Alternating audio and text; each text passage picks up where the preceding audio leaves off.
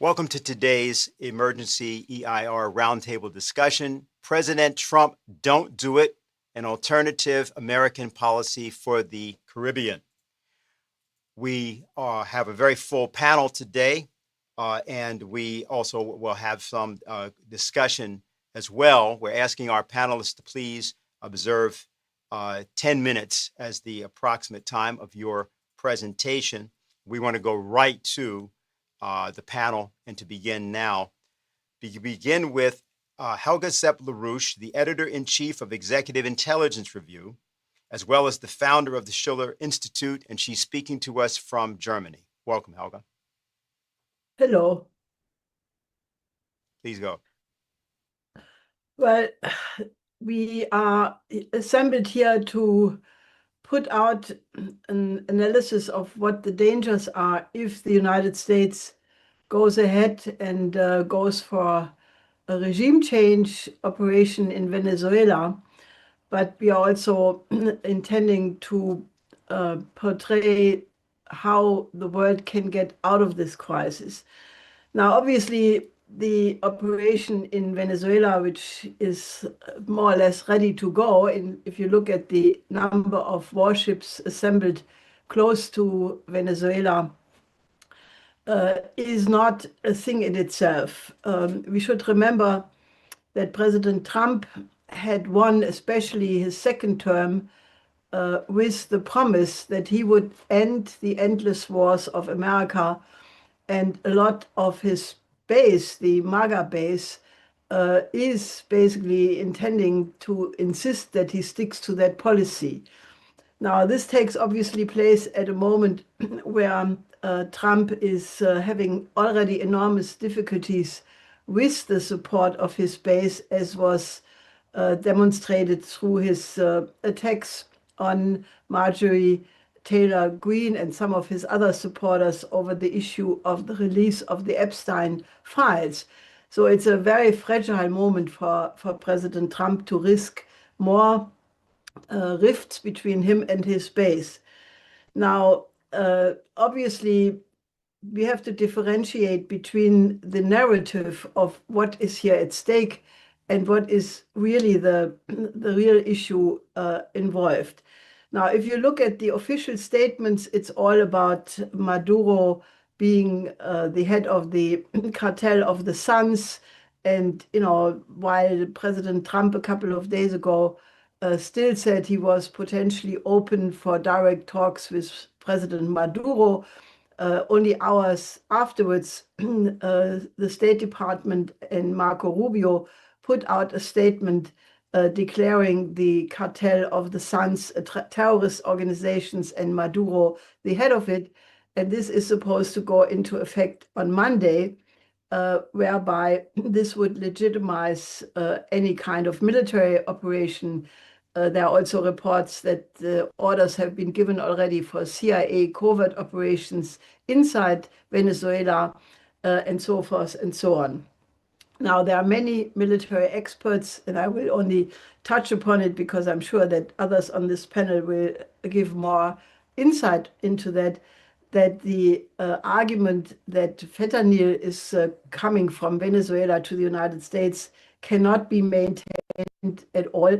And, obviously, there is already a huge outcry internationally over the fact that the US military changed their policy of interception of drug boats and bringing the alleged drug pushers in front of trials by simply shooting at these boats and killing people.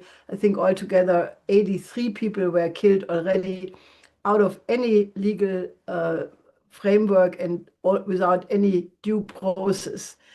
So if you look at all of that, the big question actually is, what is this really all about? In a context, where, the tensions between the United States and Russia, China, the BRICS are mounting, it is quite noteworthy. There is an article in Foreign Affairs written by Elliot Abrams, which spills the beans in the most direct form. An article which says how to topple Maduro. he says that to remove Maduro is really to end the cooperation of Venezuela with China, Cuba, Iran, and Russia, because Venezuela gave them a base of operation in Latin America.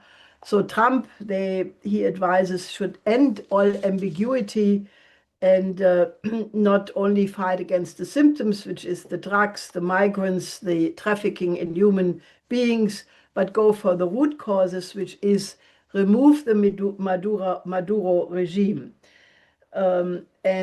Basically, he also then accounts that according to the New York Times, Marco Rubio secretly met with leaders of the House and the Senate to tell them that, this is not the ousting of Maduro is not the objective. But he says, if that's not the objective, then it is very difficult to explain why such a gigantic armada of US warships is close to the coast of Venezuela, and then basically giving out travel warnings to American cities not to go into Venezuela, describing the internal domestic condition of Venezuela practically as hell on earth. Then he reiterates that, given the fact that Cuba has already supported Maduro's bureaucracy and military against potential coups, that, the American prestige and Trump's prestige and America's credibility is on the line. And he urges his advisors to urgently persuade Trump that he is already at a point of no return. The game is on. Either he wins or Maduro wins. And I think that shows you the kind of manipulation which is attempted by what one clearly can call the neocons in the Trump administration, of which Marco Rubio is obviously a key proponent. So I think it's very important that the magazine of record, Foreign Affairs, which is the official magazine of what you can call the official establishment of the neocons in the United States, basically says quite openly the issue is China, Cuba, Iran, and Russia. And that is very interesting because, we have to look at the larger picture. And what is the larger picture? The attempt by the Western establishments to establish an unipolar world at the end of the Cold War based on the Anglo-American special relationship, as we now have seen, completely backfired. It was a gigantic blowback because all the measures which went along with that effort to establish an unipolar dominance in the world went along with regime change, color revolution, sanctions, unilateral sanctions not legitimized by the UN Security Council, the weaponization of the dollar, and many other such measures, interventionist wars, not to forget, like Afghanistan, Iraq, Syria, Libya. The sum of all of that has led to a situation, combined with the rise of China, that the countries of the global south basically saw for the first time to overcome the condition of 500 years of colonialism by allying with China, with the Belt and Road Initiative, and with the BRICS countries, with whom they are now in the process of establishing a new economic system, which got another major step ahead with the SCO, the Shanghai Cooperation Organization, meeting on the 31st of August and September 1st, an organization which is explicitly is not meant as a counter bloc to NATO, but it is an organization which is open to any country who wishes to cooperate, including the United States, including European nations.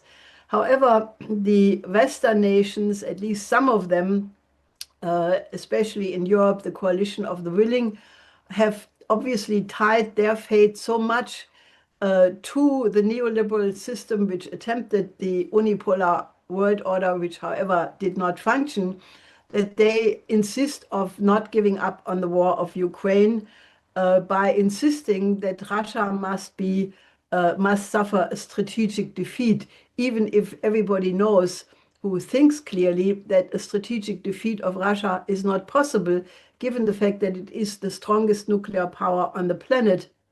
And all an attack on Russia could lead to is the annihilation of the human species as a whole, followed, by a global nuclear war and global nuclear winter. So therefore, we have now a situation where obviously, unfortunately, still in the line of the strategic ambiguity, President Trump did obviously attempt to remedy the relation with Russia. That was the purpose of his meeting in Anchorage in Alaska.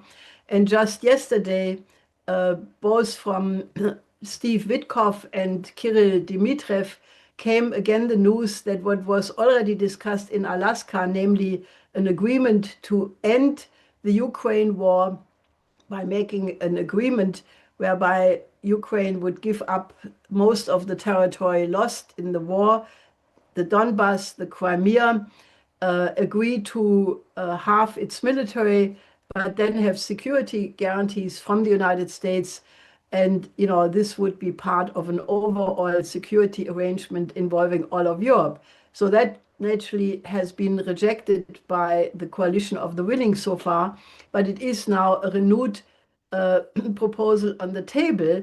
And it is also very clear that the Trump administration did want to leave the Ukraine war, because that war is clearly coming to an end simply because of a lack of manpower.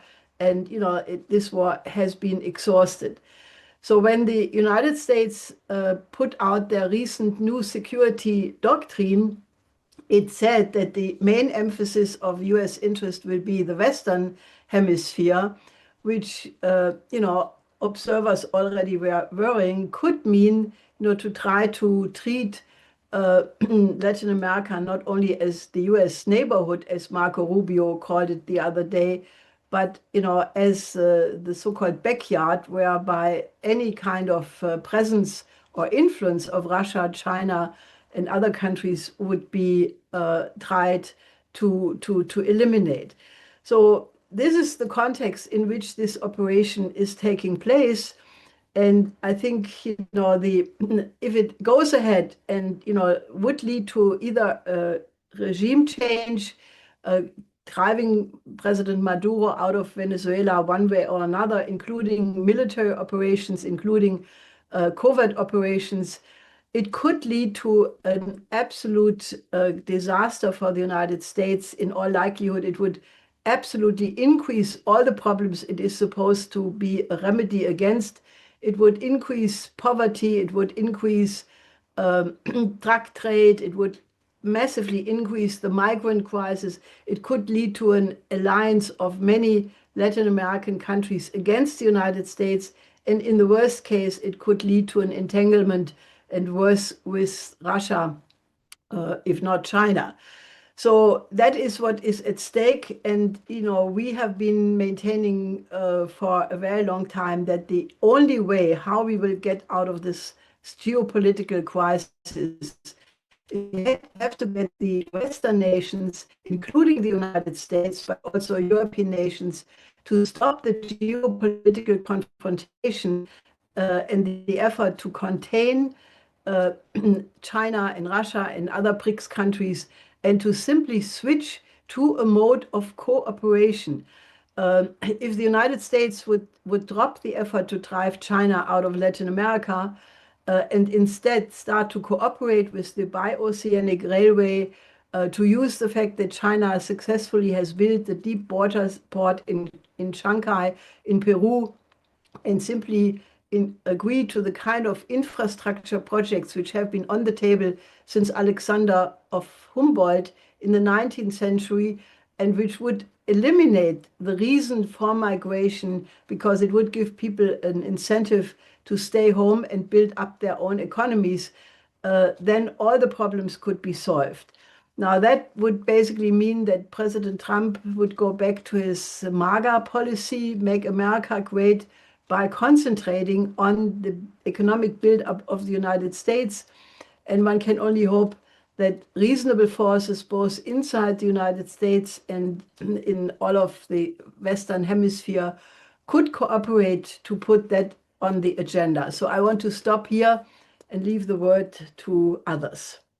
Thank you very much, Helga. And if you've just joined us, welcome to our virtual roundtable discussion, President Trump, Don't Do It, an alternative American policy for the Caribbean. Now, this is an international emergency symposium brought to you by the Executive Intelligence Review magazine, which stands for Reason in a Time of Crisis. And you have just heard Helga Sepp-LaRouche, the editor-in-chief of Executive Intelligence Review, as well as the founder of the Schiller Institute. She spoke to us from Germany. Our next speaker is Diego Sequeira. Mr. Sequeira is a well-known Venezuelan journalist who is a researcher and columnist for this Venezuelan publication, MisionVerdad.com. He speaks to us from Caracas, Venezuela. Welcome. Thank you very much.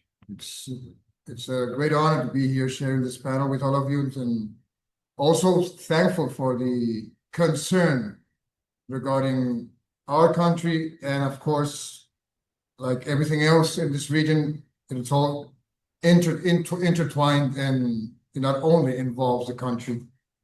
And taking from where Madame Sepp-LaRouche have left the conversation, I would like to address immediately and thank you all, and especially a warm welcome, by the way, to my neighbors to the south and the east in this panel, just to reaffirm that we're all in this together some way or another, either happily, willfully, or not. But this is going to have many reverberations across the whole hemisphere. And I know we're all on the same page, nevertheless. Anyways, yes, this is, I mean, it's clear now at this point that all we're talking about, the drug indictments and all and everything, and the concerns about narco-terrorism and so forth, it's just basically a very thin-veiled cloud to justify these operations. This is, of course, a regime change operation, but even more so, I think it also is a regional change operation. This goes beyond the Venezuelan frame, and it touches many other places. Even already now, if we follow the whole extrajudiciary killings that we've seen with the small boats throughout the Caribbean, it already is a Caribbean situation. It already has victims that are not only Venezuelans, it also involves now Colombians and Trinidadians, and on the Eastern Pacific as well, which involves Colombians one more time, and also Mexicans. So this is not only a thing about Venezuela. Venezuela could be currently the flashpoint, and it could be the main obstacle also at this very moment. But it clearly goes beyond this. You could also pair this with what's going on with, for example, in Argentina, and see how all these dynamics are actually interconnected in some way or another. Maybe let's call it support, if you may, what we have already happened in Argentina with a massive funding for Milei in order to not lose the parliamentary elections. And at the same time, the pressure that Venezuela, of course, has been going through right now, which is, of course, not new at all. It has a major difference now, of course, with the massive buildup in the Caribbean, but this is nothing new in the last decade for the Venezuelan people. And this, of course, involves, once, let's hypothetically say Venezuela's out of the picture, this involves, of course, expelling the multipolar players that are already engaging in trade and policy in the whole region, not only in Venezuela. Venezuela being perhaps the most dynamic pole of the whole countries right now, but we cannot say, for example, that China doesn't have trade with even countries that could see themselves as hostiles to what China actually represents. But this is about expelling multipolarity, regional reshaping, and keeping a hold in order to, that's what it seems, to face the Asian century, to have enough space, sorry for the word, but the Lebensraum that the US empire needs right now in order to be able to face and cope its current decline and the means and resources and cheap labor to face up the emerging world, the possible emerging world that it's already here. Now, we can now clearly establish one more thing. This is not a matter of truth. This is a very unsophisticated way to reproduce what we saw back in 2003. But I think one of the reasons, and maybe a symptomatic reason of this all, is that it doesn't matter anymore. This is, I'm sorry if I'm going to be rude right now, but this is FU reality more than post-truth or policy that's meant to persuade anyone about what's currently happening, what needs to be done regarding quote-unquote hostiles in the hemisphere. I think it doesn't matter anymore. And one proof of this is the way that precisely how Marco Rubio is actually outmaneuvering any other possibility within the current administration in order to keep a firm grip. This is, by the way, a pattern that we don't need to see it only in the region. Regarding Venezuela, we have seen how Richard Grenell, Trump's personal envoy to Venezuela, was sidelined. But we can see the same thing, what happened with the Gaza dossier, what happened with Ukraine and the connections among him and, for example, Lindsey Graham in the case of Gaza with Netanyahu himself. And this is Marco Rubio's moment, Marco Rubio's show. And I can easily say that perhaps he's the most dangerous person in the world right now, even more dangerous than Netanyahu himself. So, and now that we talk about this, I think we should also address a very urgent issue, which is now the transfer, the bringing over of the Gaza paradigm into Venezuela. And there are two very good examples of this and how this is becoming a model, a template, a very dangerous one.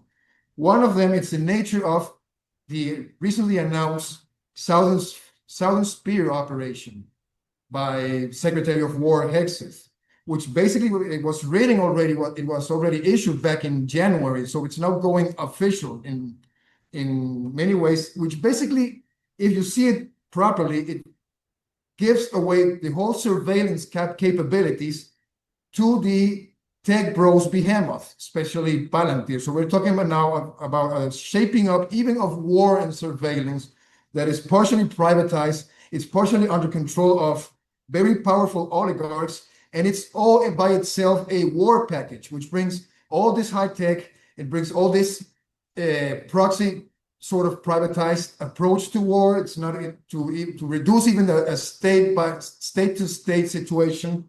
And the other thing is how almost 80 victims of the current situation of the last 2 months, the wording of the Pentagon at this moment, of the Pentagon legal office, it's basically they're unprivileged belligerents.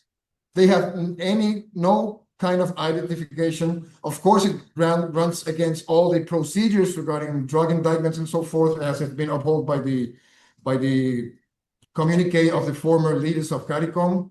I mean, this goes completely against this notion, because there's even a philosophical and moral element to this.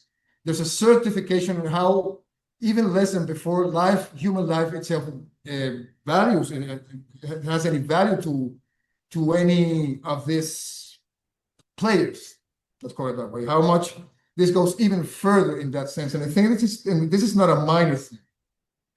Nevertheless, if you walk in Caracas, and I also drove 500 kilometers back and forth a couple of days ago throughout the country, you don't have the feeling that there's a massive tensions, that there's no major social breakdown or upheaval or any kind of thing that's going on within Venezuelan society, which also shows you how used we are to this kind of things, and also how unimpressed, regardless of the nature of the threats that we're going through. Venezuela, as you know, it also has been a staunch defender and supporter of the UN Charter. And I think this is not a minor detail. Precisely when they're sidelining everything, you should all remember, by the way, when Marco Rubio himself said, we don't care what the UN says about the drug flows coming out from Venezuela, which also explains how much this is actually not the case, how much it's not the actual concern, and how much this, as already has been addressed, doesn't solve any kind of and not even close the narcotic situation, because it's already been misrepresented from the start, and it shows also a analytical failure that will shape up a very dangerous kind of strategy that I think we're already seeing it. So this is a moment, regardless of how defectious it could be, how imperfect the current international law framework is, we still have to uphold it and defend it in this context and throughout the world, and be more outspoken about it. So it's even concerning how many even Latin American governments, and let's not say the Europeans, are actually silent about the situation that's going on, which also echoes the Gaza method, how this silence is useful in order to ensue or to pursue their own interests the hardest way possible regarding the global south. Because yes, this is geopolitics, this is a human element, but it's also, of course, obviously a matter of resources. How all this AI tech, all this fourth industrial revolution manages is going to work without the extraction of each and every resources that are now currently on the global south. So just to wrap up, I think that one of the main danger out of this, especially for the calculations and the mechanical automatic calculations it seems to be like the rationale behind, especially Rubio. I'm not talking about Trump at this point, because I do believe he could go he could accept even we can, given the current dialogue, between the possibility between Venezuela and the US government, I am sure that he could get halfway and be satisfied about some sort of agreement. That's not the case, of course, with Rubio. This going forward could become now a very new way of blowback central, as if already Madame Zeb LaRouche has already addressed it. And I think this is one of the most important elements that we should also take care about the threats, and about how this is going to have a massive impact beyond our hemisphere. So I'd like to thank you very much for this invitation. I hope this contribution can be helpful in order for the next phase of this session. Thank you very much. Thank you very much, Mr. Sequeira. And if you've just joined us, again, welcome to our virtual roundtable discussion, President Trump, Don't Do It, an alternative American policy for the Caribbean. This is an international emergency symposium brought by the Executive Intelligence Review magazine. And you just heard Diego Sequeira, journalist and researcher from Venezuela. Our next speaker is President Donald Ramotar, former president of Guyana from 2011 to 2015, and he's speaking to us from Georgetown, Guyana. Welcome, sir.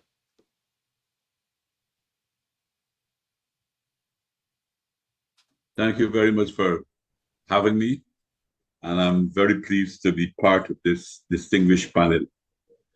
I must say that not since the Cuban Missile Crisis of 1962 in the Caribbean, in the kind of danger that we are of war that we are experiencing right now. The United States has amassed a huge amount of modern military equipment in the South Caribbean Sea, right on the borders with Venezuela, having some of its most modern and most powerful equipment there. The fig leaf that is being used to fight against is the fight against narco criminals. President Trump is claiming that drugs from Venezuela are killing many Americans. Yet the facts does not correspond to his assertion. A previous UN official has announced that Venezuela is one of the least countries that tolerate narco criminals. It has pointed out that the UN report on drug trade in 2025 has not identified Venezuela as a problem. So too is the European Union report, which has not mentioned Venezuela in passing in its 2025 report. This, therefore, is a false flag to serve as a pretext for attacking Venezuela to carry out regime change. This is an old tactic used by aggressors to destroy progressive and democratic forces. One such famous event was the Reichstag fire trial of February 1933, when Hitler destroyed this parliament to give an excuse to destroy the communists and other democratic forces in Germany. Since then, the United States have used this method repeatedly. It was used in Vietnam in 1964, popularly known as the Gulf of Tonkin event. That began an 11-year war to destroy Vietnam's communist government and the liberation forces in the South. It was used recently in Iraq in the famous weapons of mass destruction. Anti-communism was the other excuse that was used in the 1950s and 1960s to attack the PVP government in Guyana. It was used in Cuba too to attack the Cuban government, and in 1970, it was 1970s used against the government of Allende in Chile. If drug was really the issue in Venezuela, the United States should be dealing with the very large market that it provides for the drug trade. That is where it should be concentrating its efforts. Moreover, it could use its considerable power to stop the illegal gun flow, the illegal gun trade that fuels crime in our hemisphere. At the same time, it has the power to deal with the banks in the United States that are laundering most of the drug money. Clearly, this talk about drugs is nothing else but a false flag operation. The real reason lies in the fact that since the elections of President Hugo Chavez in 1998 in Venezuela, Venezuela adopted a more patriotic stance and has also changed the orientation of the government as from the previous Christian Democratic Party and the Action Democratic Politics, which were at that time pro-American and pro-capitalist in its orientation. Chavez wanted the considerable wealth of Venezuela, particularly oil wealth, to service the needs of the poor in his country and to assist in the development of Latin America and the Caribbean. This was to the US and Atadma. This they could not tolerate, since they feel that the US must dominate the world, and Latin American Caribbean in particular. In 1945, President Truman said that, and I quote, "For our American system to survive, it must be the world system," unquote. Years later, in the 1980s, President Reagan repeated that.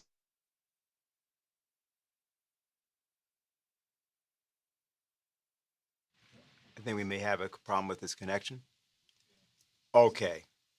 We're going to just give it a moment to see if we can restore that. And if not, we'll return to go to the next speaker. And perhaps we can have President Ramotar finish his remarks.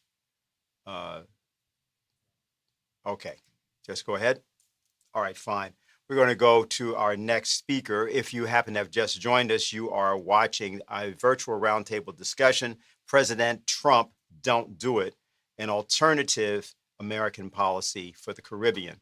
This is an international emergency symposium brought to you by EIR, or Executive Intelligence Review magazine. Next speaker is Ray Mcgovern, co-founder of Veteran Intelligence Professionals for Sanity, and he's speaking to us from North Carolina in the United States. Welcome, Ray. Thank you, Dennis. It certainly is an honor and a privilege to be with you today, and especially to follow President Ramotar. I'd like to contribute something that I am a beneficiary of, simply by reason of my old age, okay? The question is, why Venezuela and why now? Some of you may remember the island of Grenada, not Grenada, Grenada. It was 4.5 decades ago, but some of you were probably very young. I was 44, So I remember it well because I was working in Washington. Now, what do I mean by adducing this example? This historical example that I happen to know firsthand in and out. Well, in 1983, there was a disaster in the Marine barracks in Beirut. 241 Marines were killed by a bomb, okay? This was a humiliation beyond compare. And Ronald Reagan had to figure out what to do. On that occasion, he was sensible enough to say, what the hell were those Marines doing there? Why was there no security? Why didn't the Israelis tell us about it? Get them out of there. They went out onto ships, and then several weeks later, they came home. But, now what is this but? The US had to demonstrate that it was still very strong. You don't let these humiliations go by without reaction. And so they chose the small island of Grenada. Why? Well, because there were some leftist leaders there who were threatening to take hostages of US medical students there. And they were threatening this. And besides, Grenada had Cubans on the island. And so Reagan, assisted by his Secretary of Defense, it was defense then, now it's war. His name was Weinberger, and he was just as fierce as Hegseth without the fancy hairdo and the nice clothes, okay? Now, again, I know this firsthand. They advised Reagan, look, let's send the 82nd Airborne in to rescue those medical students. They're going to be taken hostages. And even after those leftist rulers in Grenada cried uncle, that means, okay, all right, you can do what you want. We'll do it. Yeah, we'll give them back. The Weinberger folks went in with the 82nd Airborne because we needed to show how strong we were. That's what that was all about. Now, that's a historical example, okay? Fast forward how many years to 2025. Whoa, humiliation? My God. The whole world is against this. Now, Putin, in his nice attitude toward the United States, says that, well, when we were all in Beijing, that is, most of the world represented by most of the world's leaders, we didn't say anything bad about you, President Trump. But there they were. What a visible example of how power in the world had changed. Add to that, Ukraine, NATO losing. Add to that, Epstein. Add to that, all kinds of domestic problems, a shutdown. So what you have here months ago is a change in U.S. policy, okay? Well, you could call it multilateral or polycentric or whatever, but it was a recognition by Trump, hey, we can't do much about China. We can't do much about Ukraine. So let's show our muscle in our own neighborhood, as Rubio calls it. So there was actually a policy amendment, a policy document added to the defense guidance, which said, look, from now on, we're going to concentrate on the Western Hemisphere, Monroe Doctrine, right? And attend to our own domestic problems by using the United States Armed Forces, despite the Constitution of the United States, internally to solve our own problems. So our hemisphere and our country. That was written allegedly by the most hawkish China person. Eldridge Cobley was his name. So that came out, and we saw a retrenchment with respect to the rest of the world, but not with respect to Venezuela. Venezuela became the new Grenada. Now, I'm speculating that Venezuela is the new Grenada, but I'm telling you, the facts on Grenada are facts, okay? Now, the analogy, you can say it's speculation, but I think that a major reason why Trump is rattling the sabers there outside of in the Caribbean against Venezuela is largely that. Now, what does that mean? Well, we talked a lot about Rubio, and I believe that everything said about Rubio was absolutely correct. One fly in the ointment is that Rubio is not only Secretary of State, he is also National Security Advisor. So intelligence, such as it is, that once you get to the president, has to go through the National Security Advisor, seems to me quite clear that little Marco Rubio is behind all this. Now, my God, that's bad news because we know his record. We know he wants to do not only Venezuela, but Cuba and whatever else leftists or communists are out there, okay? Are there any glimmers of hope? Yes, there are. Rubio is not ruling the roost in other areas. I think that he has been circumvented by Witkoff and the president himself with respect to Ukraine. Rubio's comments on Ukraine and Russia are 180 degrees away from U.S. policy. So this may be slim hope, but it is a hope that if Trump can see the light and overrule Rubio on such things as Ukraine and Russia, by the time he realizes that an invasion, my God, of Venezuela would be Vietnam 2.0, and that he would inevitably, well, maybe not before he left town, but the United States would inevitably lose that one. And the fact that, the world has changed so much that you cannot rule out. I would have said 2 years ago, the Russians will never go anywhere near Venezuela. Well, the Chinese, come on. But that's different now. I don't know exactly what they're going to do, but they're going to support Venezuela to the extent that they feel it's safe to do so. So somebody sensible needs to talk to Trump. Somebody has to go around Rubio and say, look, little Marco is wrong about this one. You're going to get a peck of trouble if you do what we all hope you don't do in Venezuela. I'll end it up there. Thank you very much for listening.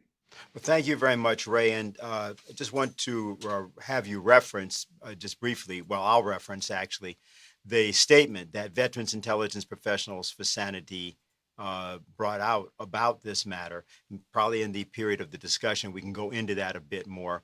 I see that President Ramotar is back, and I also should mention that there was a statement that was done by the former presidents of the Caribbean. So, President Ramotar, are you there? And if so, please continue. Yeah, that I was saying that the United States doesn't want to tolerate any country that tries to do anything differently than what they are proposing. And I said that explains a lot of what is happening in Cuba, where they create a lot of hardships and then blame the Cuban government for the problems. Therefore, any attempt of any country to assert sovereignty over their natural resources will meet the hostility of the United States and their allies. The other factor that is fueling America's aggression is its effort to hamstring China's development. It sees China as a threat, not because China is threatening war on it. On the contrary, China has always been promoting peace and friendship. It has evolved a new kind of foreign policy, described as a win-win policy, which is very attractive to the long-suffering peoples of the South in particular, but even for more developed countries as well. Its relations with countries of the global South have benefited those countries greatly. The infrastructural projects have enhanced economic prospects of many countries in the South, including in our own region.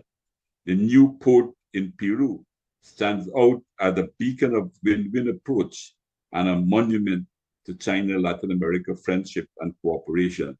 These effects have infuriated the hawks in the United States.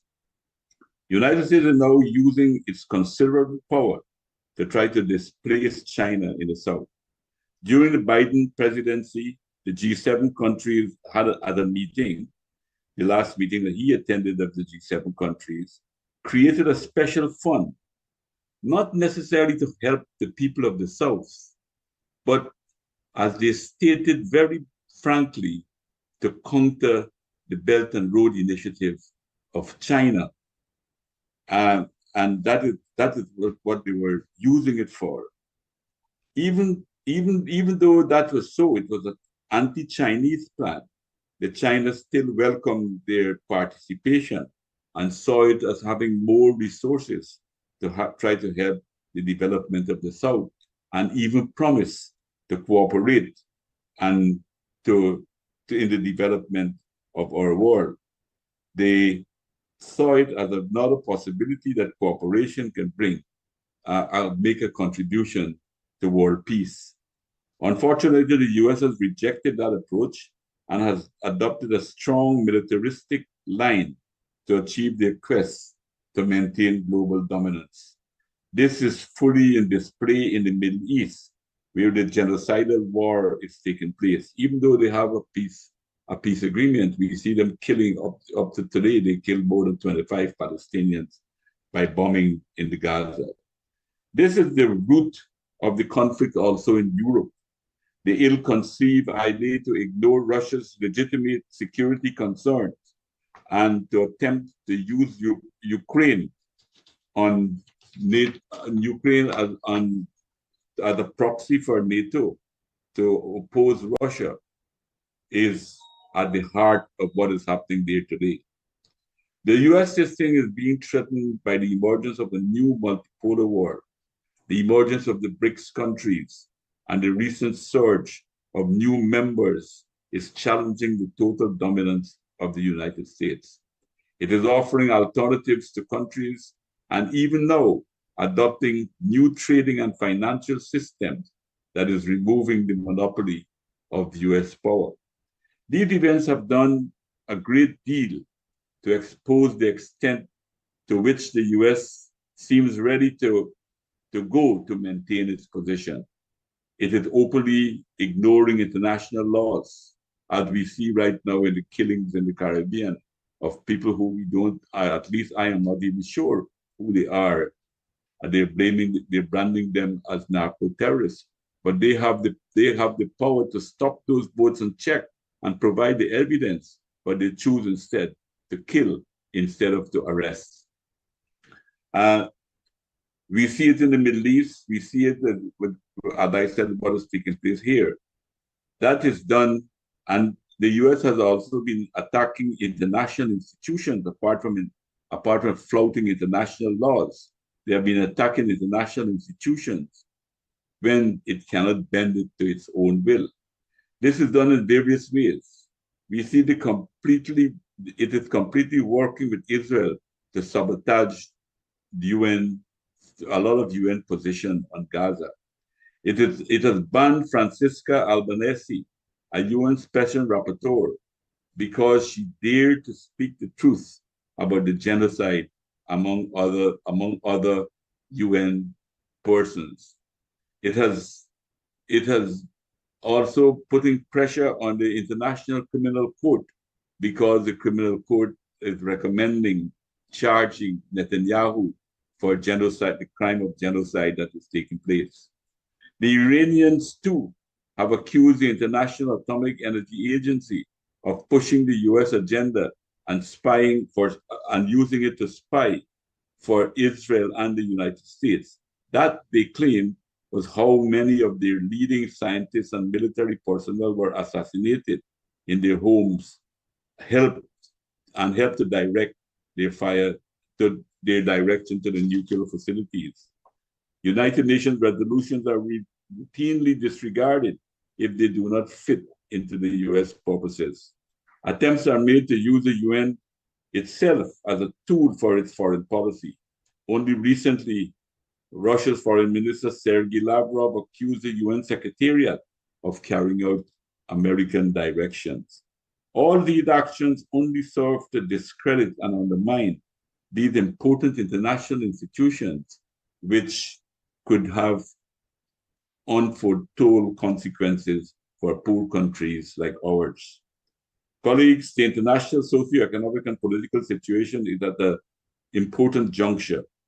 On the one hand, the old exploitative imperialist neo-colonialist system has become openly hostile to any attempts to create a more just and humane world. Military measures are more and more being resorted to maintain the status quo. On the other hand, the contours of a new world order have already taken shape. This is represented by the growth of the BRICS, as I've said before, and which is announcing its appearance it is announcing the appearance of a multipolar world. This, I believe, is the main contradiction of our time, and it is impacting on almost every important issue of our times, whether it is the war and peace, whether it is the ecological crisis facing our entire planet, and the struggle for a more just and equitable world, because it offers a viable alternative to the neoliberal model of development. This is what characterizes the situation in our region today. The US presence is driving fear and or deep concern in almost all the governments of the region. Fear of the US open interference, as we see, is the attitude of the governments of the region. They are either deafeningly silenced on what is taking place on their doorsteps, or they are trying to appease the United States by saying that they support their anti-crime fight. The stakes are too high to be silent. That is why the statement by former heads of governments of the Caribbean on the potentially explosive situation in the region is very important. So too is the warning of the serious consequences that would arise from such misadventures given to President Trump by veteran intelligence professionals for sanity, issued on November 5th. U.S. intervention in Venezuela has the potential of generating untold negative consequences. It would result in massive loss of lives, as we saw in Iraq, Vietnam, the Balkans in the 1990s. It could cause a worse refugee crisis, like which we have never experienced in this region. It would lead to many unforeseen negative consequences, and that at the moment we probably still don't see. And as someone mentioned, that with the possibility of other forces coming into the assistance of Venezuela, it can even pose threat to the world. Even at this late hour, let us demand for common sense to prevail. Diplomatic efforts must be intensified on the one hand. On the other hand, though, we must encourage mass intervention. International solidarity is most vital to prevent another catastrophe in our world. We have had enough, and we must have the participation of our people to try to prevent this dangerous situation. I thank you for your attention. Thank you very much, President Ramotar. And for those who just joined us, you've just been listening to Donald Ramotar, former president of Guyana, who spoke to us from Guyana. This is the Emergency Roundtable discussion, President Trump Don't Do It, sponsored by Executive Intelligence Review. Our next speaker is Beto Almeida. He's one of the founders of Telesur, an Ibero-American TV network headquartered in Caracas, Venezuela. He's also on the advisory board of the Brazilian Press Association, founded in 1908. And he's speaking to us from Rio de Janeiro, Brazil. Welcome. Muchas gracias. Un saludo a todos. Thank you very much. Greetings to all of you. It's a great honor to be here with you today. in this roundtable discussion. And the title of the roundtable says everything. That is, don't do it, President Trump. And to have an alternative policy from the United States towards the Caribbean. That's what the issue is. Because the world has changed greatly.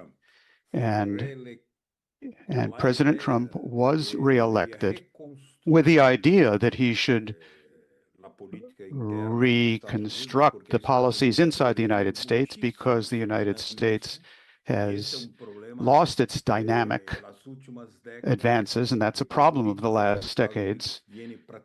And the policies over the last decades that the United States has been practicing, and there's now a need for an industrial recovery in the United States, but that industrial recovery cannot be carried out by opening up yet another war front, especially a war that could cause convulsions in not only Venezuela, the Caribbean, but all of Latin America. The world is changing, and the United States has not been able to join in with that rate of change and to join that with a cooperative approach in that changing world. But the case of Venezuela is one which, in its full rights, organized its own transformations, its social changes, the Bolivarian Revolution, and stopped being an oil colony of the United States. That's legitimate. This was an aspiration of theirs, and they started using their own oil for development. Their internal policies, eliminating illiteracy to make enormous investments in public housing, all of that is something that's very important for a population such as that of Venezuela, half of whom, before the arrival of Hugo Chavez to Miraflores Palaces, that half didn't even have an electoral credential. They didn't participate in the elections. But Venezuela has changed greatly, but clearly that changes were not accepted by Washington, precisely because Venezuela started using its oil, was no longer dependent, and it stopped being a colony to have sovereignty, oil, cultural, economic, political sovereignty, and that created much discomfort in Washington, which does not accept this. From 2013 forward, well, in 2013, when Obama declared a war, a kind of war against Venezuela by decreeing that Venezuela was a threat to the interests of the United States. But what kind of threat? Because it practices internal sovereignty, because it was able to achieve now, for example, self-sufficiency in productive self-sufficiency in food. That is not harmful to the United States. And Venezuela never stopped providing oil to the United States, which is a great purchaser. It's the big purchaser. It just began to charge a price which was more equitable. They weren't giving it away at a colonial price, but their sovereignty has to be respected in this. So at the same time, we see once again how false flags are being used, which have been used in the past in so many other occasions by the United States itself, against Brazil, when the democratic government of João Goulart was overthrown in 1964, against Chile, against other countries, and also to promote war against Iraq and Libya, Syria. All of that means a process which is going to take the world to the very edge of a general conflagration. I believe that the roundtable has an excellent purpose, a clear purpose. This is necessary and a legitimate purpose. But at the same time, what should the policy of the United States be to be able to recover its dynamic economic position, which it once had in the past? To make more wars, or instead to invest productively in recovery, as many other countries want to do? which Brazil wants to do, a policy of economic reconstruction to recover dynamic industrialization, which is the economy in Brazil has been harmed recently in Brazil, recent years. We've undergone a process of deindustrialization, while the countries that make up the BRICS today have the possibility of cooperating among themselves in even broader cooperation and to have productive investment of the sort that China is carrying out, but also Russia, also Iran, and various other countries, opening up the possibilities for humanity to establish a way of cooperative existence. Why not accept such an approach? Why not join that? But clearly, policies such as those of Marco Rubio are policies and positions which want to prioritize war. They are intolerant, they are unilateral, and not admit or accept that the world is changing. The world is changing. The use of false flags against Venezuela, accusing it of being a narco terrorist, of being narco trafficking, this is absolutely insulting.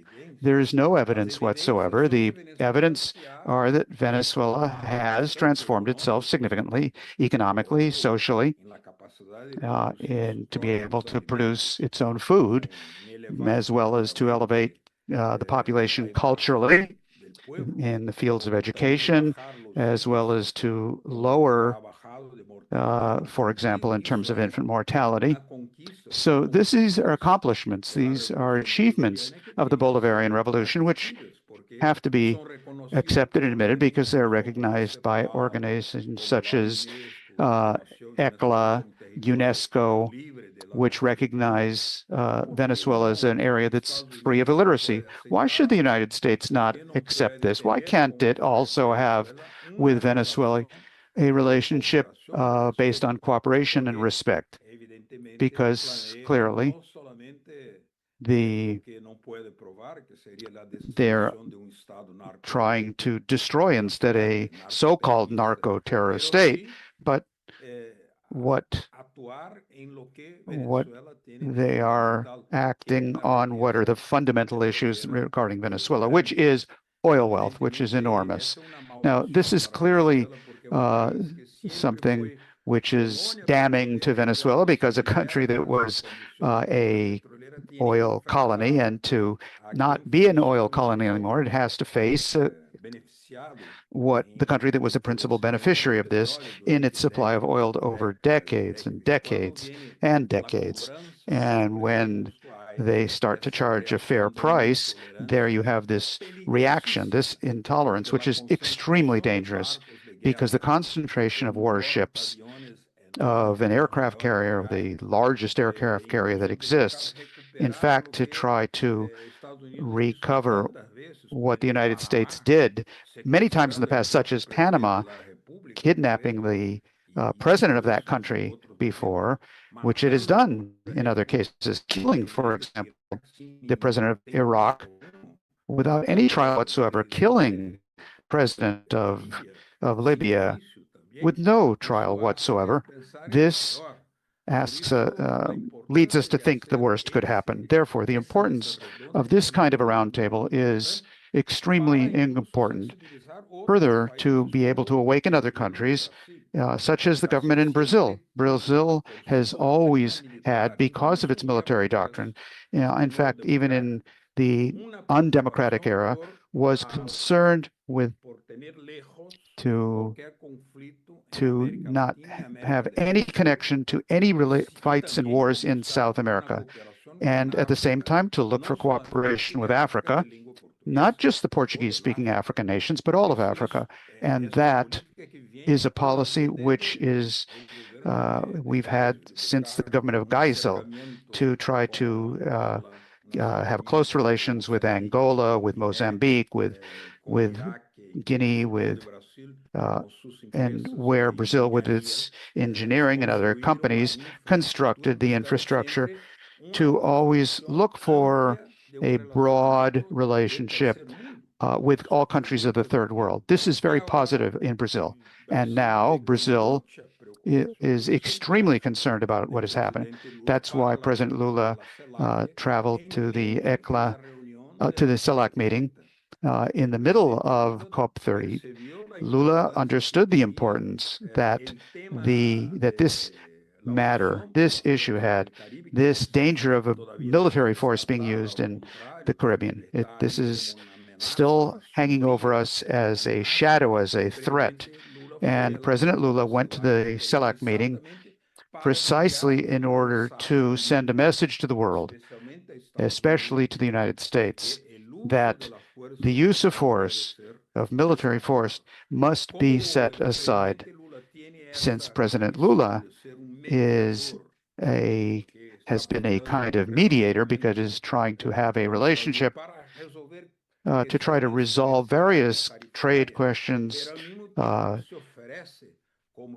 tariff questions, but he offers himself also as a mediator because he knows that Latin America cannot tolerate any sort of a military intervention. A direct military intervention could explode throughout the entire region, because that would mean, should there be such an intervention, and I hope that this does not happen, that this not occur, then we would have on our hands a military presence in the Amazonic region of the continent, in full knowledge of the fact that Venezuela is a member of the Amazon Treaty. There are 8 countries that are part of that treaty agreement.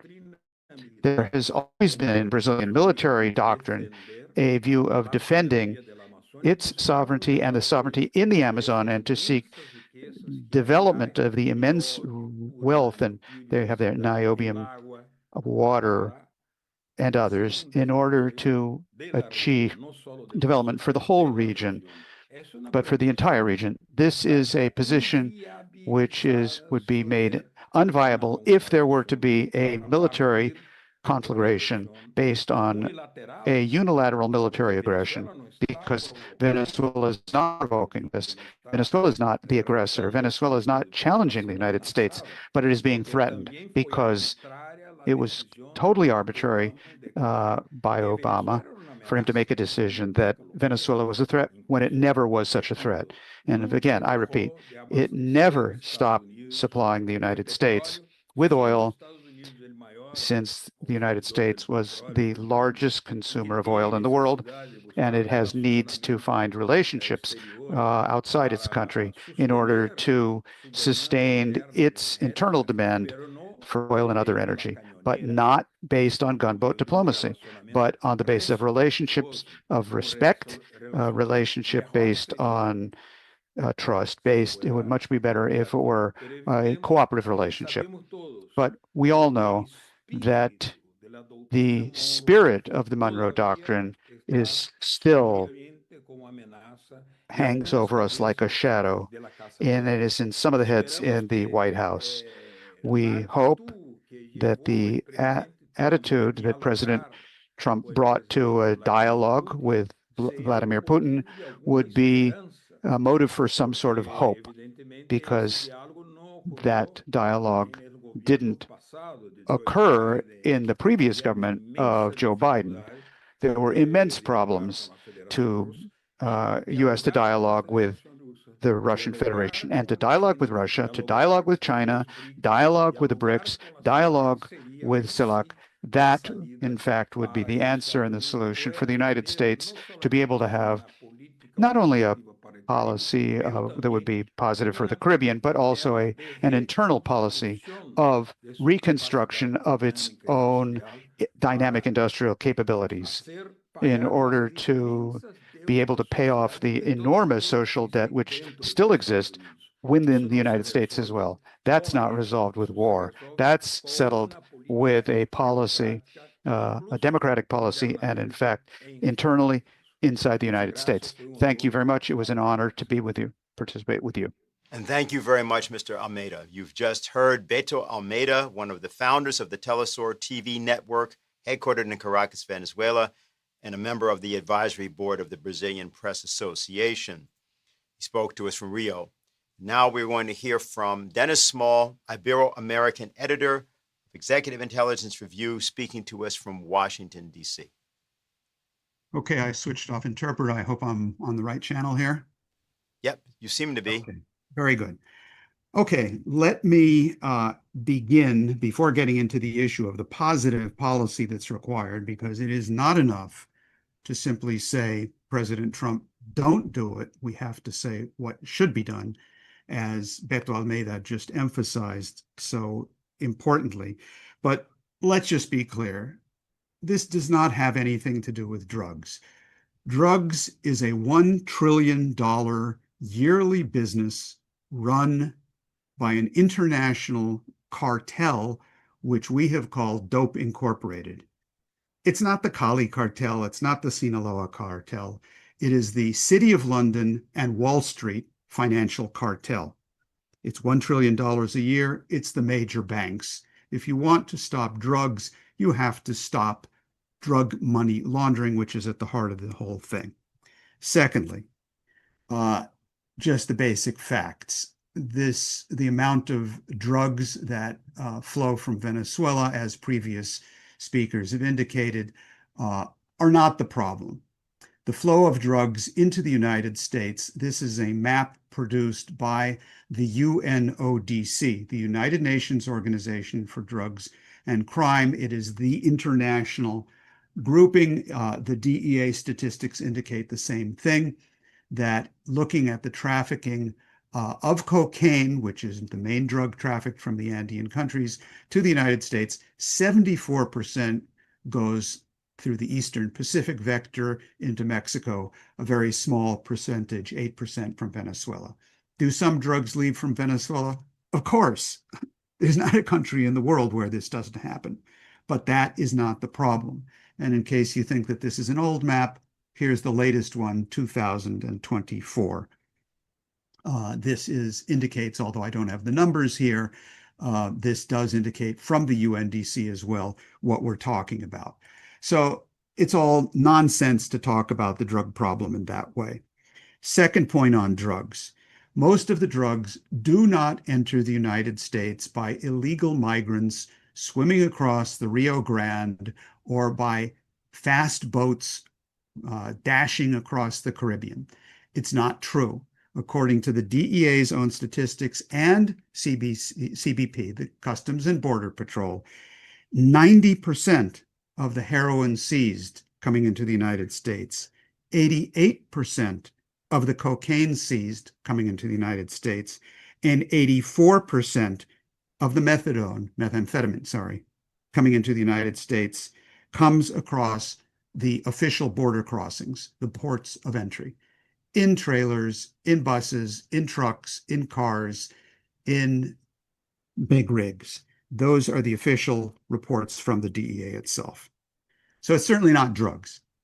I would also like to simply state that I don't think that the issue is primarily oil. It is an issue, but it's a secondary issue. They definitely would like to have control of Venezuela's oil, not even so much to use it, but to securitize it as the basis for a new financial bubble. And the best example of that was stated explicitly by Maria Corina Machado, the so-called Nobel Peace Prize winner, who is slated, if there is an invasion and Narco Rubio has his way, to be the next president of Venezuela.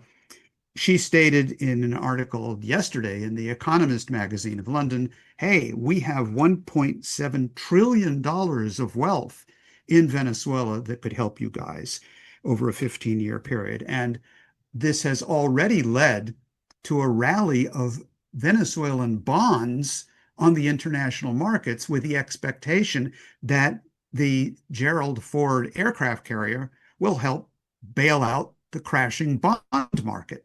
And I think that's where the oil question really lies. What's the real issue here?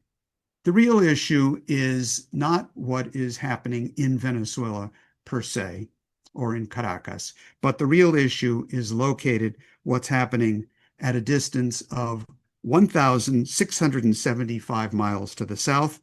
That's 2,700 kilometers.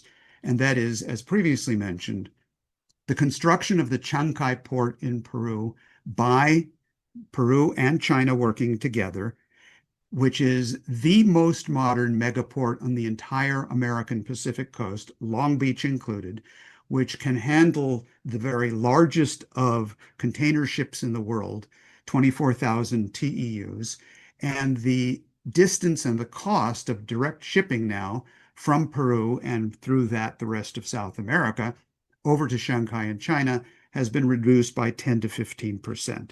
The only thing that will actually work with the Chancay port to function fully is the construction of the bioceanic corridor over the South American landmass from the Atlantic to the Pacific, at this point being discussed from the Brazilian port of Ilhéus across the Amazon region and into Chancay, which would open up the entire region. This is the BRICS. This is the Belt and Road Initiative. This is what every single country in South America, its populations, absolutely need. And it is not a threat to the United States or shouldn't be conceived as such. And yet the statements from policymakers in the neoconservative crowd and in London in particular with regard to this matter is one of absolute terror and fear. It is foreign affairs, as Helga Zepp-LaRouche stated. It's also the explicit statements of Admiral Halsey of the Southern Command, of Laura Richardson, formerly of the Southern Command, of Evan Ellis, the National Defense University expert, the Atlantic Council. They all say, our strategic objective is China must be expelled from the Western Hemisphere because it is a war danger to the United States. And this is what the actual issue is in Venezuela here. Now, what needs to be done? Well, let's go back up by 1,675 miles and look at what the potential is of the Caribbean basin. Now, I only have time to give you just a real bare sketch of the potential here, but I want you to look at three aspects of this map, which EIR produced a number of years ago, to show what the possibilities are for cooperation and development of the entire Caribbean basin. That includes Venezuela. That includes Brazil. It includes Guyana. It includes Cuba. It includes Mexico. And it includes the United States of America, which is in the Caribbean basin. Look at the rail routes. These lines that you can see here, the green ones are the ones that exist. Many of them pretty shabby, but they do exist. What need to be constructed are further rail connections across the entire northern route of South America, connecting through French Guyana, through Suriname, into Guyana, into Venezuela, and so on, then across through the Darien Gap to build high-speed rail connections, as the Chinese have already agreed to do with Panama, all the way up through into Mexico, across the United States, Canada, and then through the Bering Strait Tunnel, which is in fact the centerpiece of what a proper relationship is between the United States and Russia, as was raised at the Alaska meetings. That's one thing to consider here. Massive rail reconstruction needed in the United States as well. As Beto Almeida was saying, we have to get back to our own industrial reconstruction. Second, look at the blue dotted lines. These are the maritime sea routes of the Silk Road. What needs to be done is not only through the the Panama Canal, which has been expanded, but the Nicaraguan Canal, a sea level canal, is absolutely necessary for expanded trade. This will help build up the entire region along with the rail routes so that the people in these areas like Central America and Mexico can have a life to live, so that they have development, so we end poverty, so that they're not driven into the waiting arms of the drug trade, also run through Wall Street, and have no need to migrate. If you want to stop migration, if you want to stop the drug problem, which are very real problems in the United States, develop, bring industrial development to these regions. And so this maritime sea route is extremely important. We have one route here from São Luís, which is important because that's near the Carajás iron ore mine in Brazil through this region. But also we propose the development of major deep water industrial ports in Ponce, Puerto Rico, where there are already plans for the same, very advantageous for the United States since Puerto Rico is part of the United States, and this can be connected into the ports in the US. In Mariel, Cuba, proposed by the Cuban government. They have an entire development plan for Cuba. It's in our interest in the United States for that to occur, especially because the transshipment then to ports like New Orleans and others is facilitated. And we would urge that the same be done in the port of Fort Liberté in northern Haiti to save that country from the kind of Gaza process which it has been going on for decades, if not centuries. That's the second element. The third and final element I want to point out is these stars that I've placed on the map, one in Alcântara in Brazil and the second in Kourou in French Guyana. These are the space launch centers. Kourou is for the European Union. Alcântara has been the location in Brazil where advanced technologies in this area were carried out. It has now become diminished.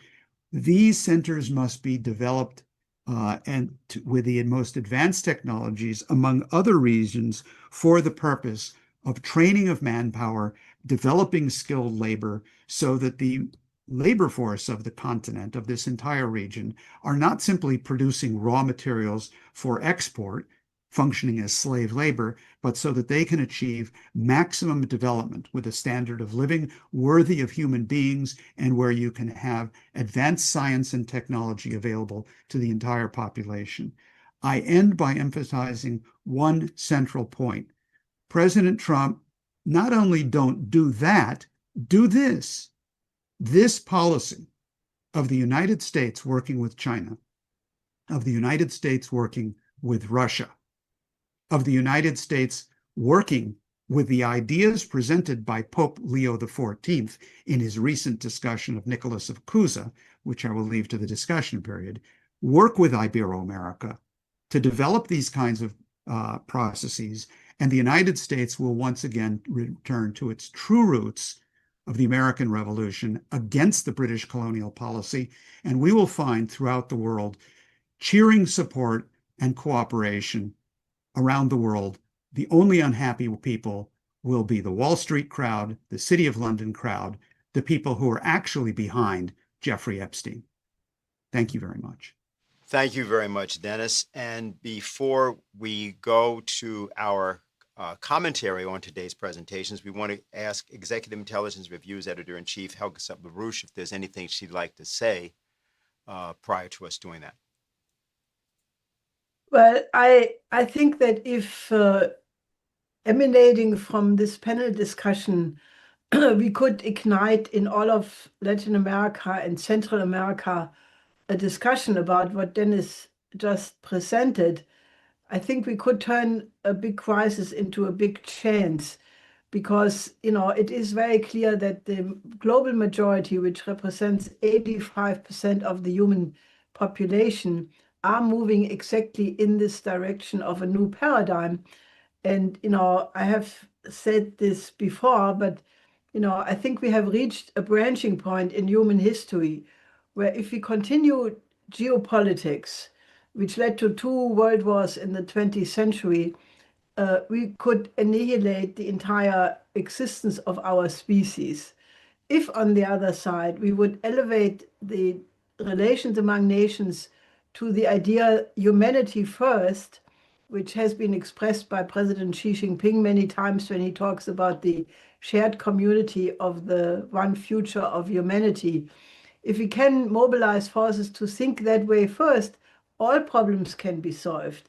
And I would really wish that, maybe we can mobilize people to speak out. I think President Ramotar lamented the fact that governments are not speaking out and other forces are not speaking out.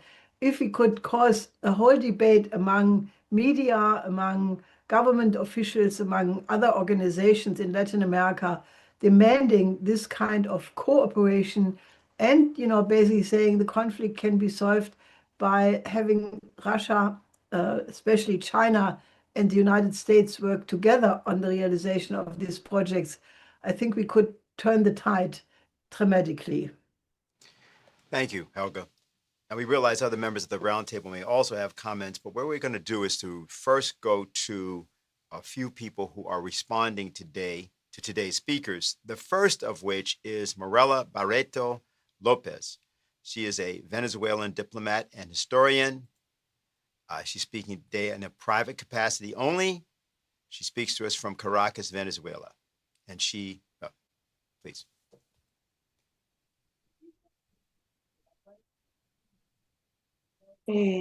Buenas tardes, buenos días, buenas noches. Good afternoon, good morning, good evening. It's an honor to participate in this symposium with this group of people from all different parts of the world. In first case, in particular, I am thankful to the Schiller Institute and to Helga Sepp-LaRouche for this opportunity about this dialogue, which is so important in this moment where we have a very difficult situation that my country, Venezuela, lives because of the policies, political and military policies. And I am, me as Venezuelan, I am grateful to all of you that are calling attention that we have a situation where we have a country that is an aggressor and a victim, another country that is a victim. Secondly, I want to thank President Ramotar, because I think he presented and put in place the many elements of the situation, geopolitical situation of Latin America and of Venezuela, because Guyana, we had a situation with Guyana before. So this situation that has been, we have these accusations against President Nicolas Maduro, saying that he is behind the production and trade of drugs. And they spoke about some narco group, the cartel of the Soles, that is not even, it doesn't even exist. And this is being said in order to attack a country. And that is when in reality, the interest of the United States in Venezuela is a change of regime change policy. And so we have a government led by President Trump that is against a government that has been dedicated since the Bolivarian Revolution to defend the rights of a nation and of its right to development. And according to our constitution, and we have a constitution of the Revolutionary Republic of Venezuela that has been approved with the population approved this constitution in elections, and that constitution establishes, among other points, something from my standpoint is very important, and is not even mentioned, and they don't forgive us as a country, and that is the development of democracy and with participation of the population in our Venezuela, in our country. We had traditionally the liberal democracy, and But now we have a right, a constant right, a permanent of taking decisions for our development. And that possibility of development ourselves this next Sunday, we will have elections, popular elections again. We have forgotten the number of elections we have had in Venezuela, but this election that is happening next Sunday, 26th, is in order to decide the development projects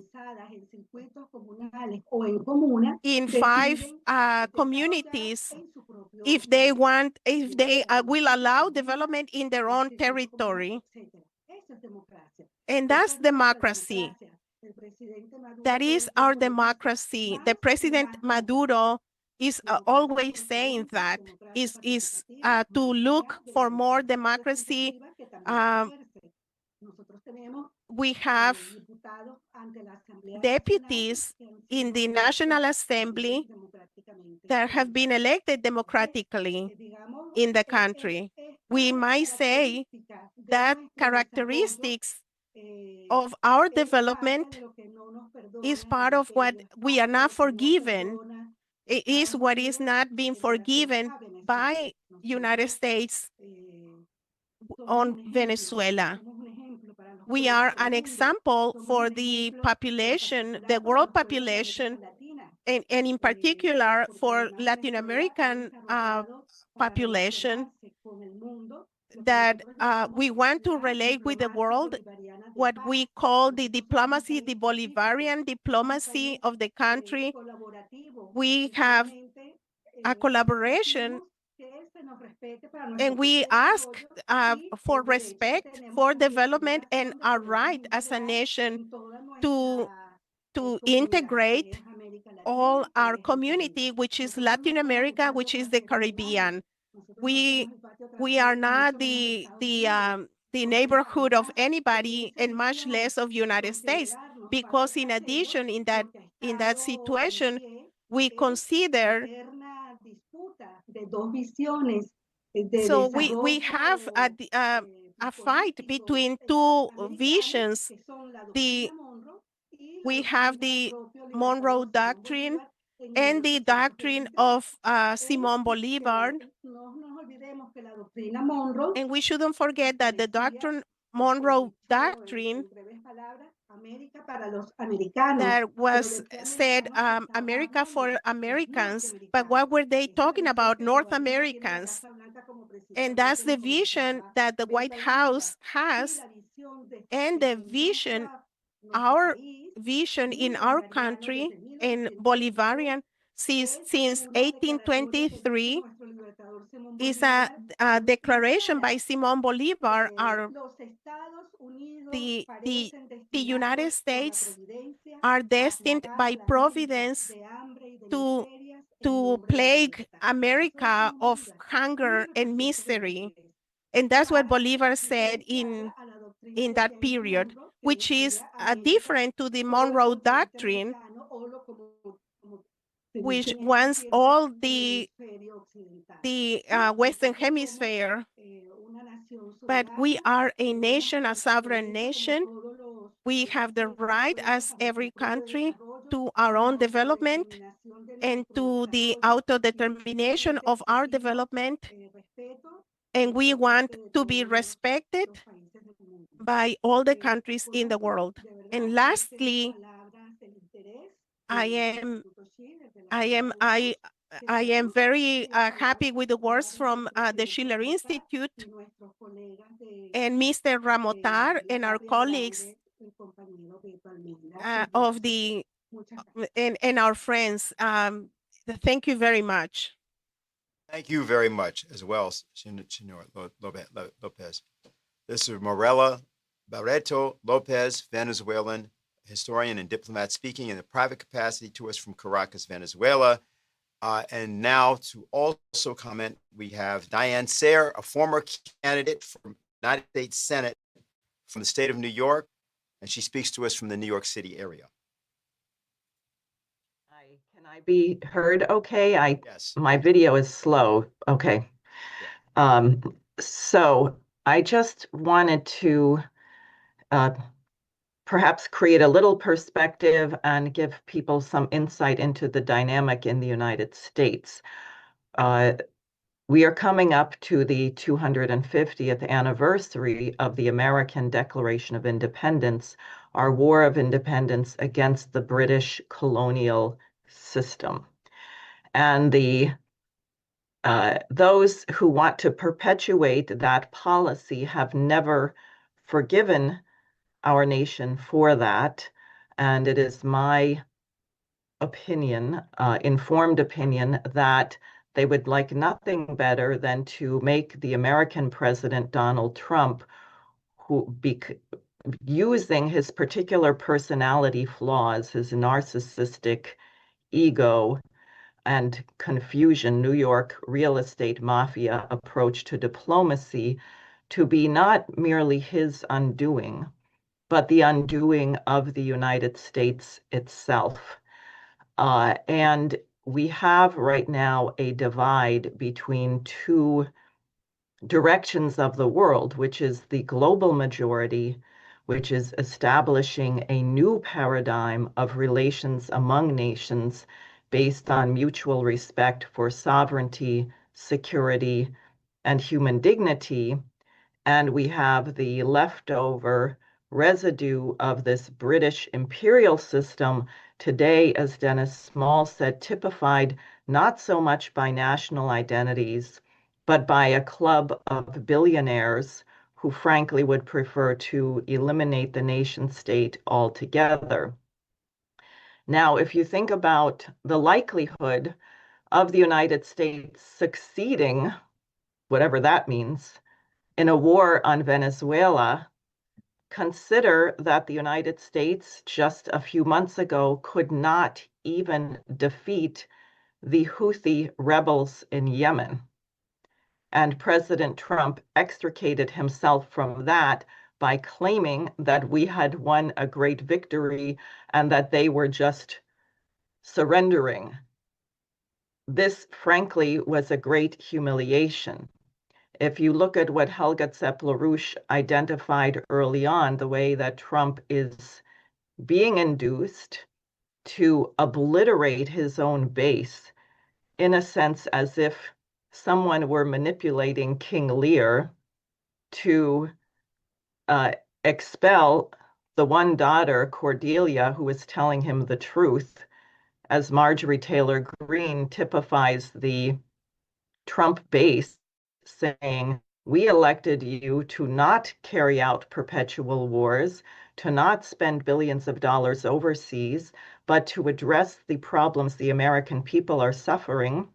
My 3 children cannot afford to buy a house. People cannot afford groceries. We want this to be solved. And she has overwhelming support. President Trump has called her a traitor. This has caused a series of death threats and a security situation against her. And when President Trump was asked about it, he said, she's not in any danger and nobody's listening to her anyways. Very dangerous remarks. So I think that, one, it has to be made very, very clear to the president by an adult, which is very hard because of this narcissism problem, he prefers to surround himself with sycophants who will not tell him the truth, that the Venezuela military adventure will be a complete disaster. It is not going to make us look stronger. It is not going to be a quick victory. It will result in massive bloodshed and unintended consequences, and that he is actually being induced to destroy himself, his legacy, and anything the United States might have represented. Because as Dennis Small outlined in his the positive program, under the American system, our government actually has the power to regulate Wall Street, to bankrupt Wall Street, as Lyndon LaRouche said, and to put an end to this speculative madness, which is about to crash around our heads right now. So I will leave my comments at that. Thank you very much, Diane. I understand Dennis Small wants to both make an announcement and make a comment. So, Dennis? Well, for starters, I'll just make an announcement, which is I heard from Celeste Sáenz of the Journalists Club of Mexico, who is expected to join us. She is on her way. She had a medical issue she had to take care of. She sends her apologies and hopefully will be joining us shortly. So I'll just say that for now, and let's proceed, Dennis. Okay, very good. So what I'd like to do, we have, I think, everybody now from the roundtable up on screen. And so I think what the idea should be, I mean, I'm sure everybody has plenty to say. And when we have Celeste here, we'll let her, of course, make her comment. So let me simply ask, anybody would like to raise their hand and speak first. I know one person wants to speak, but I don't know about others. Ray is being shy. Dennis, let's go. Oh, he put his hand up. There he goes. Please. Who are we going to, me or Ray? We're going to Ray. Put his hand up. Fast trigger hand. Go ahead, Yeah. Ray. Can I be heard? You're fine. I can, okay. I should defer to those who know a lot more about Venezuela and this particular issue. But I have a personal thing to share. I don't know if any of you have shaken the hand of Nicolas Maduro, but I have. It was in May of this year. I was with one of his former diplomats in Moscow, and I got a chance to be introduced to Maduro. Now, suffice it to say that his hand is about twice the size of mine, and mine is a reasonably big hand, okay? His presence is imposing, intimidating even. He is so large and so commanding with his presence. Now, what does that mean? Well, it means that for me, the only thing against Nicolas Maduro from the US point of view is that he didn't go to Harvard and he didn't go to Yale and he didn't spend a lot of time in the United States preparing him to be a ruler of a kind of a satrap organization. And he doesn't polish his shoes as well as many other people, okay? Now, is he an economist? No, he's not a PhD in economist. But if you look at the US sanctions, I mean, I doubt that anyone could have done as well as Maduro has done under those pressures. What I'm saying here is that there's a big hand here. Now, this hand could fall. Next time the US tries to assassinate Maduro, let's remember that he was giving a speech in the outdoors and he was attacked by drones just a couple of years ago. They missed, thankfully, for Maduro and for the Venezuelan people, I would say. But if he is assassinated, there's a very big Bolivarian hand in the Venezuelan people. Simón Bolívar lives, okay? And that will be demonstrated, in my view. Trump needs to know that, because the Bolivarian people will say, sí, se puede, and the US will suffer yet another imperial defeat. That's all I wanted to say. It's a big hand. It's the hand of Simón Bolívar, and we should make sure that if we have any way of telling our policymakers that the Venezuelan people have that big hand. That's all I have to say. Okay, thank you. All right, anyone else? Or Dennis, Yeah. did you want to comment? I think. Yeah, I'll jump in. I have not had the pleasure of shaking Nicolas Maduro's hand, but I've shaken Ray McGovern's hand. So that's something. A number of people have asked, including in the question chat here, are they really that crazy? to do something like this? And I think the answer is that that's not the correct question. The question is, are they that desperate? And I think the answer to that question is yes. I'm not forecasting that there will be an invasion. I'm simply saying they are extraordinarily desperate because they are facing the bankruptcy collapse of the entire transatlantic system with $2 quadrillion of speculative assets. And people always say, how much is that? It's a 2 followed by 15 zeros. It's a lot. It can't be paid. It's a speculative bubble. And everything they're doing is designed to try to maintain that system. Back in 2012, the U.S. Senate Permanent Subcommittee on Investigations released a 335-page case history report on a bank called HSBC, Hong Kong and Shanghai Banking Corporation. And they found them and documented that they had been involved up to their eyeballs in laundering drug money from the Sinaloa cartel. That's just a small part of it. The entire financial system is addicted to drug money, as Antonio Maria Costa, the former head of the UNODC, has said, and others as well. And in fact, when the Obama's Attorney General, Eric Holder, was asked about this, why don't you impose sanctions on these drug banks? And he said in a written letter to congressmen, no, we can't do that, or the entire financial system would come crashing down. That's known as the Holder Doctrine, or the Holder Letter. They cannot go after this. They not only can't go after it, they don't want to go after it because the entire system depends on it. Panama is often mentioned as an example of how easy it would be to decapitate Venezuela and put in a head of state as they did with Panama.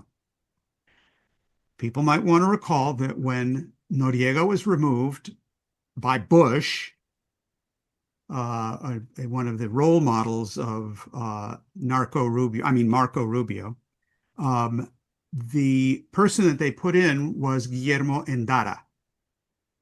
Endara, who was fondly known in Panama as Porky Endara because of his girth, was a joint owner of the Banco Interoceánico with a gentleman by the name of Rodriguez Gacha, one of the Cali cartel top bankers. So the president that was installed in Panama after the invasion was a drug runner, and they knew it. And one could almost argue that's why they did it. So it's not a question of, are they that crazy? They are, but they're that desperate, and it has to do with the financial system.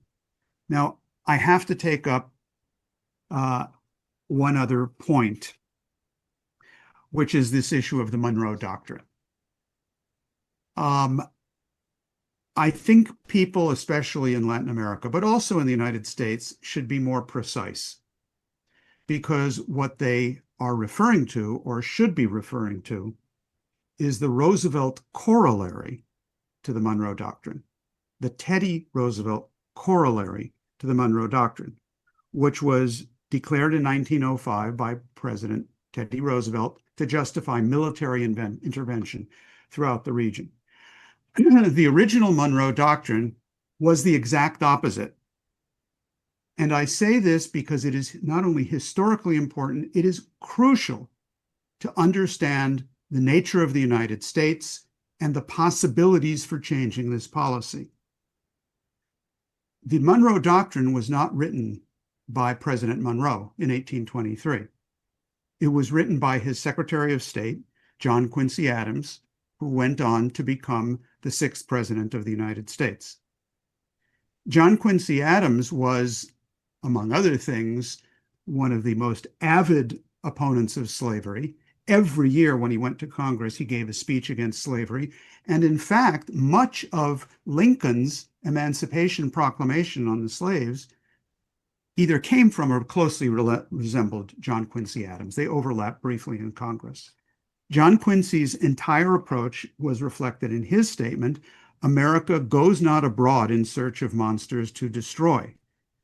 And we should not do this because we might become the dictatress of the world. She would no longer be the ruler of her own spirit." What Monroe, through John Quincy Adams, was saying is British colonialism must be expelled from the region, and American countries had the right to sovereignty and their own defense. That was John Quincy Adams' policy. The most significant first time the actual Monroe Doctrine was applied, and I'll bet most people on this call don't know this, was in defense of Benito Juarez in Mexico against the Emperor Maximilian of Habsburg. And it was applied by Andrew Johnson right after Lincoln had been assassinated, but was in the Lincoln tradition.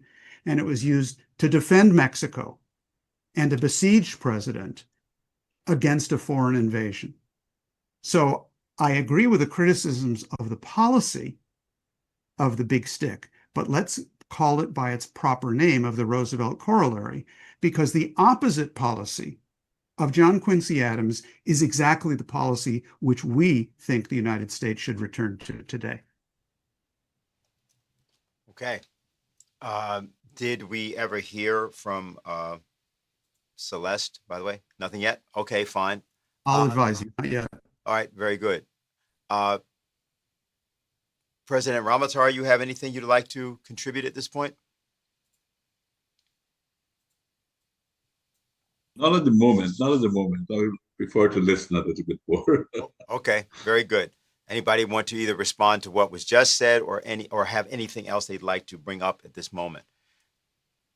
I could add some rhyming to what Dennis has been saying. Sorry, disculpa, Beto. Because I just then jumped in without too much consideration. But you know, the other time that Venezuela was threatened by a Navy buildup was in 1902. And it was, in that case, if I'm not mistaken, it was French, Italian, and German ships.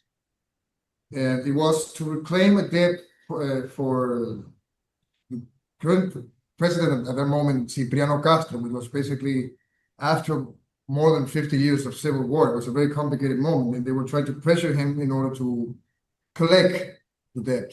And Cipriano Castro, basically what he did was to release from prison all his political opponents and all the patriots and everything, and then everyone around the country to rally around the flag and defend the country. And it was by the way, it was the U.S. participation in that moment that also helped to back up the Europeans that were pressuring Venezuela. It wasn't, I don't think that already that moment was already changing, was already shaping into precisely the Rooseveltian approach to Latin America. But anyway, it's funny enough that was the last time Venezuela had a Navy buildup in front of its shores. And now, well, this is the rhyming goes to this moment now, which is precisely the United States. And sometimes I even contest the idea that this has to do with the Roosevelt corollary. It's because in the sense it's so nihilistic. It goes beyond any kind of doctrine that I don't know how much it actually could even claim of that in that sense. Also, and I think this is also important, talking about Roosevelt, I think we have been, and this was also a neo-Connish thing, we have seen up to this point, even up to Biden, that it was all about a Wilsonian approach to U.S. interests around the world. You always had these justifications about bringing, democracy and freedom throughout the world, and as one of the main missions of the United States. And now it doesn't matter anymore. Talking about that very same nihilism that we're talking about right now. And I think it also reflects on think tank land and the way they're actually analyzing the possibilities and threats regarding Venezuela. If you see it, the CSIS, one of the most recent reports, it's quite interesting how it's so mechanical and so automatic that it's frightening, the reassurance of what kind of action, military action, one person would have regarding Venezuela. But one thing is a common feat among all of this, which is they all mostly prefer and heavily rely on some sort of internal collapse as conquering by collapse, as using maximum pressure in order to make us do our own bidding for the United States. And I think, and that also shows how the psychological factor and the economic one also have like a major place in this at this moment, and how it's not actually working, I might add to this point. But and if that doesn't work, which is, I think I'm positive that's the case up to this point, and that also might be the reason why Trump is accepting, I don't know how performative this is, the possibility of talk with the Venezuelan leadership.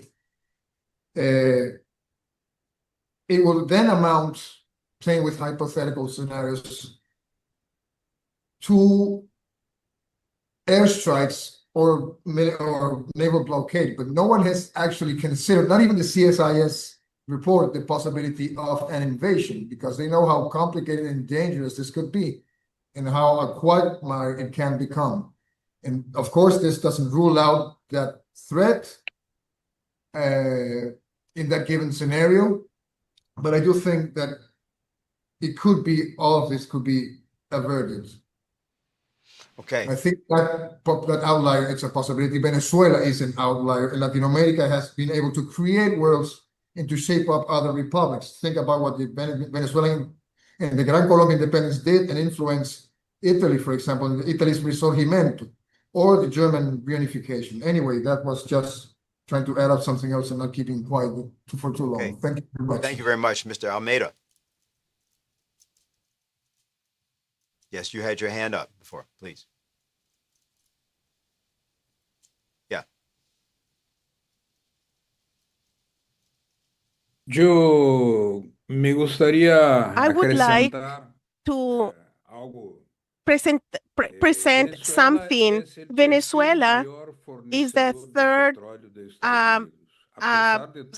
provider of oil of the United States. Besides, it doesn't matter the sanctions.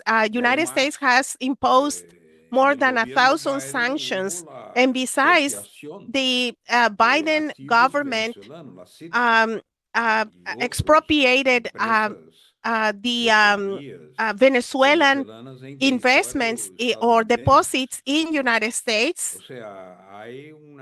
So there is an attitude of revenge as the expropriation and the confiscation of the gold reserves of Venezuela in the British banks. In the same way, in 1979, the British banks expropriated or confiscated the reserves of Iraq that were deposited in London. So those practices didn't stop the progress of the Iranian Revolution. Was the country that launches to the space, and it has a nationalistic policy of oil. It has developed a defense technology,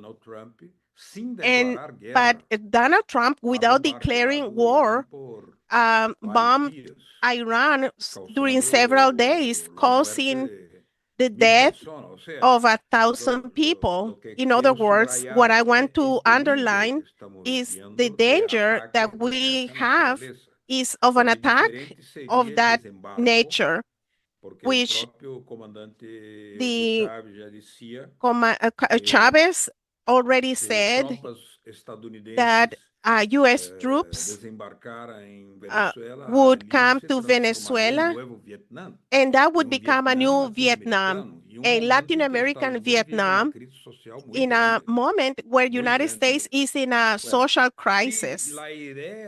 So the idea of Trump was to make America great again with MAGA. If his idea were that, he would he should try to pay the national debt. Half of the US population doesn't have Social Security or security. There are problems of housing. There is a debt, there are school debts, student debts in the universities that are not being paid. And at the same time, there is a policy in which United States has a limit, and the limit is the insistence of the BRICS. In other words, the Russian Federation has a solid existence. China is a solid country. It has the capacity of defense, technology, and it has the possibility to propose the world of alternative ways of cooperation, which already is doing, with the possibility of Latin America to have to be able to do that. The Shanghai port is only an idea of what can be done. So the world is making the attempt, or several countries, to integrate, as is the case for the Latin American policy, to come back to the policy of Ibero-American integration, which was sponsored by Hugo Chavez, Lula, Dilma Rousseff, Nestor Kirchner.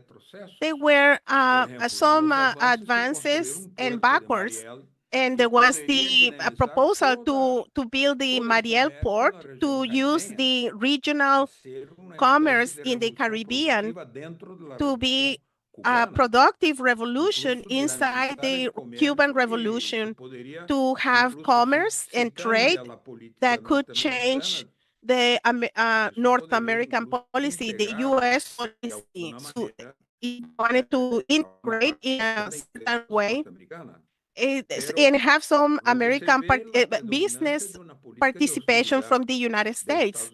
And so the United States and its policy to Cuba, Nicaragua, Asia could be changed.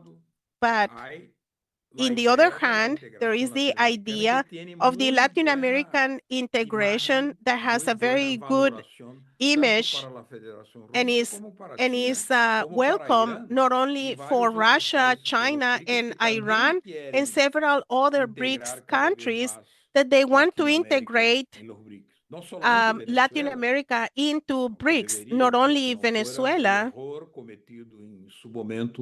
The mistake by the Brazilian government was not accepting Venezuela to BRICS, and that has to be overcome. The idea that we have here is that we will have a correction, and there is a correction happening, because the integration idea is what can give progress to Latin America. As Juan Domingo Perón said, when the 21st century will find us united or divided. But the big question is, what would United States want to do to maintain a war policy, as Marco Rubio, for example, wants to do, or the military industrial complex, or that could have a situation when they supported the Maidan coup in Ukraine, and that led us to the destruction of the Nord Stream 2 pipeline.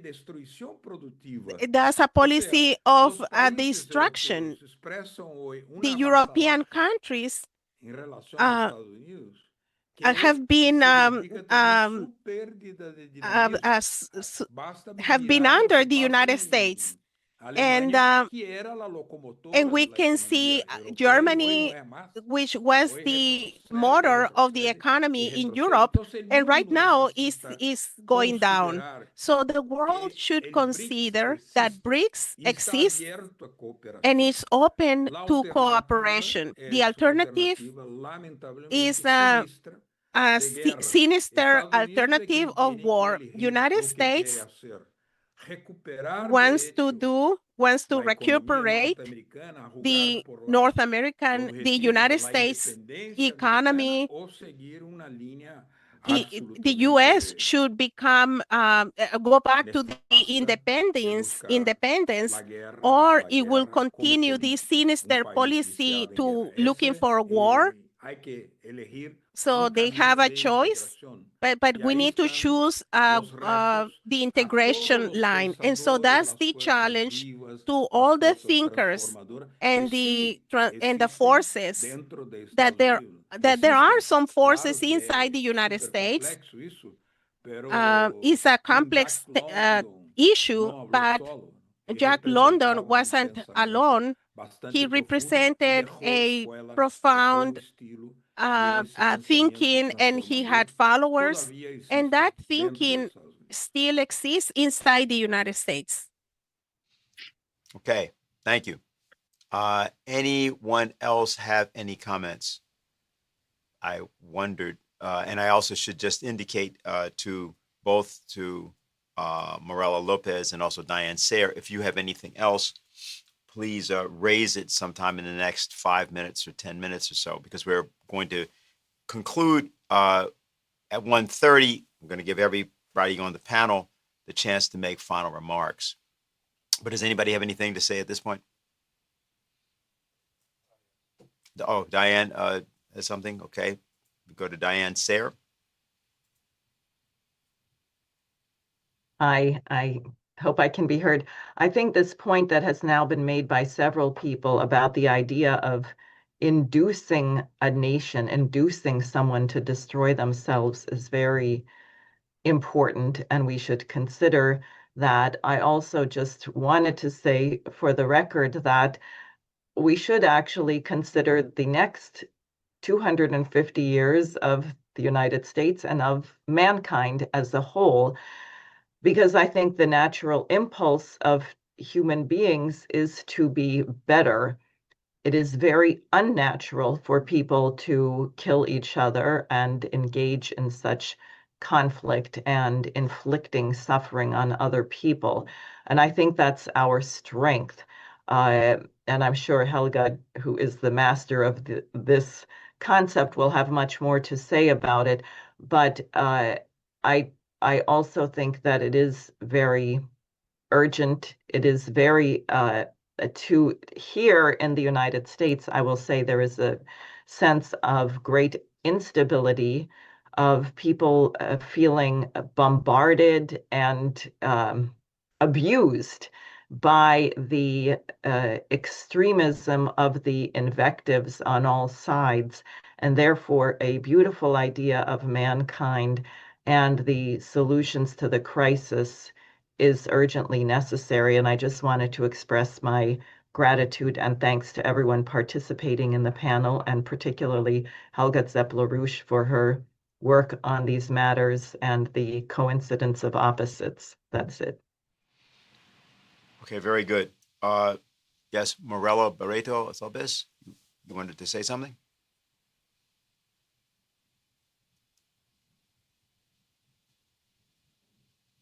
Sí, solo comentar Yes, esta I wanted to comment posibilidad de que el mundo nos about this pueda possibility of the ver de una world, manera directa, que pueda that the conocer world can see la verdad and de know Venezuela, the truth of dejando de Venezuela, lado todo ese filtro y todas esas putting acusaciones aside all the falsas que se accusations hace contra nuestro país. that Y are being made efectivamente, against our country, estrechar lazos, un poco la idea and de lo que also decía to la extend señora our Zeppler-Roush, hands esto to Mrs. Helga sea una Zeppler-Roush, verdadera oportunidad para discutir and we are más grateful for the adelante, opportunity más she gave profundamente us. lo que So pasa en later particular on, en mi país. we can continue this discussion in our country. And this is an opportunity for Venezuela to be known and heard in the world. And thank you. Thank you very much. Much. So I think what we'll do, if there are no other comments, is to begin going to final remarks. So why don't we start with President Ramotar? He has the seniority here, other than Ray McGovern, but that's a different matter. We don't want to have any kind of gringo imperialism here. So let's go with Ramotar. I don't consider myself the senior. I think it's very good that we've had this discussion, and I think it needs to continue. And because the world is facing two possibilities. One, that we can descend into great destruction. And on the other hand, there are possibilities that are developing now that can make us move forward and conquer many of the challenges that we face. Not only the challenges with war and peace, not only with these kind of regime change that the United States right-wing forces, the elite forces seems to constantly be playing with, but we have possibilities of other things. Even in the United States itself, I believe there's some deep-going changes taking place. And the elections recently in New York of Mamdani, I think is a very significant event. It shows that what one time you couldn't say the word socialism in the United States, and you would have been kicked out of any company that you were in. But now, even though they're talking about democratic socialism, it is a concept that is now being more and more accepted. It might not be to everybody's standard that they want, but I think it's a great step forward. And I detect a lot of changes taking place in the United States. There's a little that I can follow. I follow some of the big meetings that are being held by the Democratic Socialist League. And I think that tells me that there's a change in the thinking taking place that is very important for international relations and for the safety of the world, that more and more American people are coming around to the position that forever wars is not in their interest and cooperation is more in their interest. And that cooperation is being held out constantly by the BRICS country, particularly by China, who constantly promotes peace. And they are practically ignoring threats, and while they're standing firm on it and retaliate in kind when they have to, but they are constantly promoting peace and showing the possibility of what peace can do. And China itself needs peace more than probably anywhere else because of the rapid development that is taking place there, and the example that they are offering that another way is possible for a more just world. The very fact that they are the only country that have abolished absolute poverty is by itself a great achievement for us. But I believe that for us, what we have to constantly do is to try to get mass participation more and more in our politics, and to encourage more and more international solidarity. Very often we are trapped in our own cocoon and in our own problems, and not necessarily always seeing that our problems are not confined to us, that we're not an island to ourselves, but that our problems are part of the international problem, and the solution are part of the international solution that we have. And that is why I put a lot of store in international solidarity and trying to raise the consciousness of people all over the world that this is our salvation. We cannot just leave our destiny in the hands of elected or governments, for that matter, but we have to have the participation of the people. That, to my mind, what will be important in bringing about the positive changes that I think we all seek. Thank you. Thank you very much, President Ramotar. And now we'll go to the Yankee, Ray McGovern. But you might be a Dodgers man, actually, but I'll let you go. Can I be heard? Yes, you can be heard. Okay, good. Loud and clear. Well, thanks for letting this gringo participate. I'd like to emphasize the fact that my ancestors were refugees, undocumented refugees that came to America because of economic disasters in Europe, in my case, in Ireland. So my perspective is kind of formed by that as I look at my colleagues here who come out of a different perspective, and I'm probably the oldest guy on this seminar, far older than President Ramotar. So I'm going to go back into history again, not 5 decades. Let's try 5 centuries. A fellow named Christopher Columbus, who was virtually a saint when I was studying history.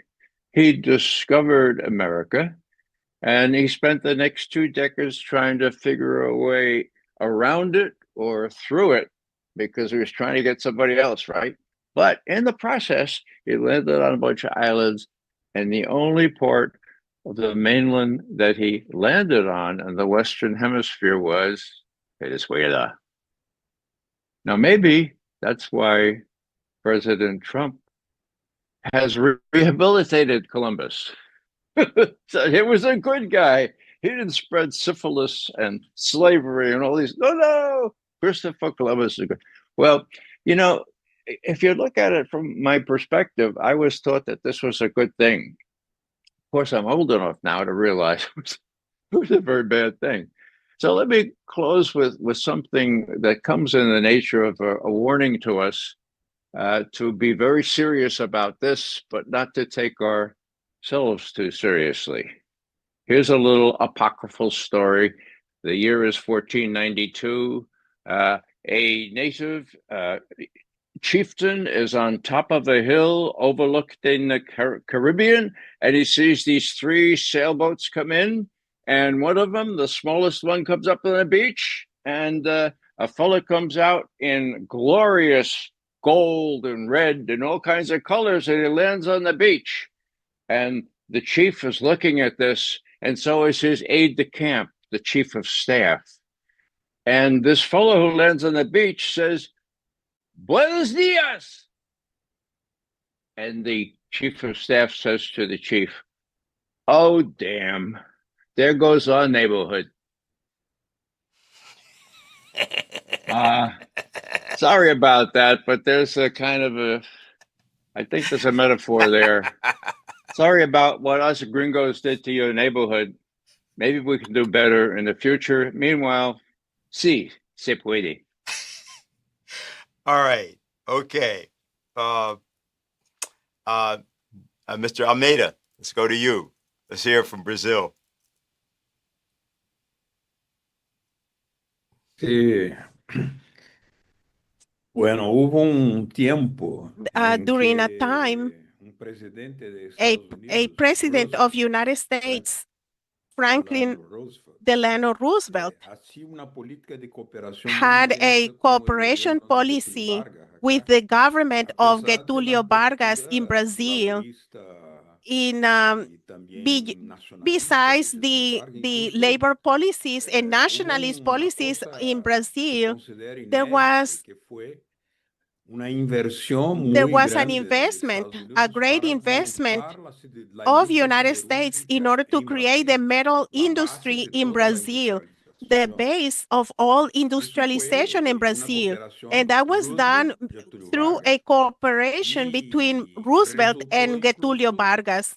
And it was the result happened that there was a political alliance, not only economic alliance, but also like a political alliance. The fight against Nazism.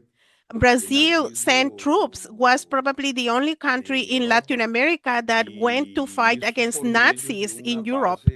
And there was a military base in the northeast Brazil. It was for the United States the fastest way for North America, for the US and Brazil to go to Europe. That cooperation, when the son of Franklin Roosevelt told the son of Vargas, because Roosevelt was very sick, he knew he was going to die, he sent a message to Getulio that when he would die, would be a coup d'etat, and that's what happened in 1954. But it's clear with a suicide that create chaos in Getulio Vargas in Brazil, created a havoc. And it happened until 1964, when actually happened a coup d'etat, where there was a dictatorship, a pro-American dictatorship, because the population defeated the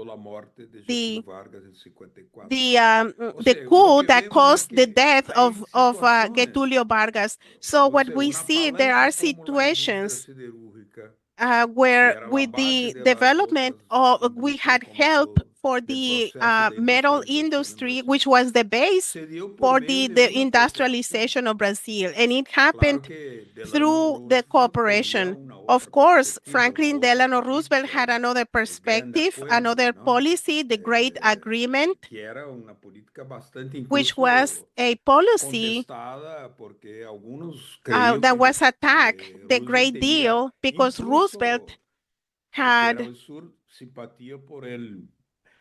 there were people who like socialism, but there was the development of nuclear energy, and then but there was the Hiroshima and Nagasaki and the wars that happened.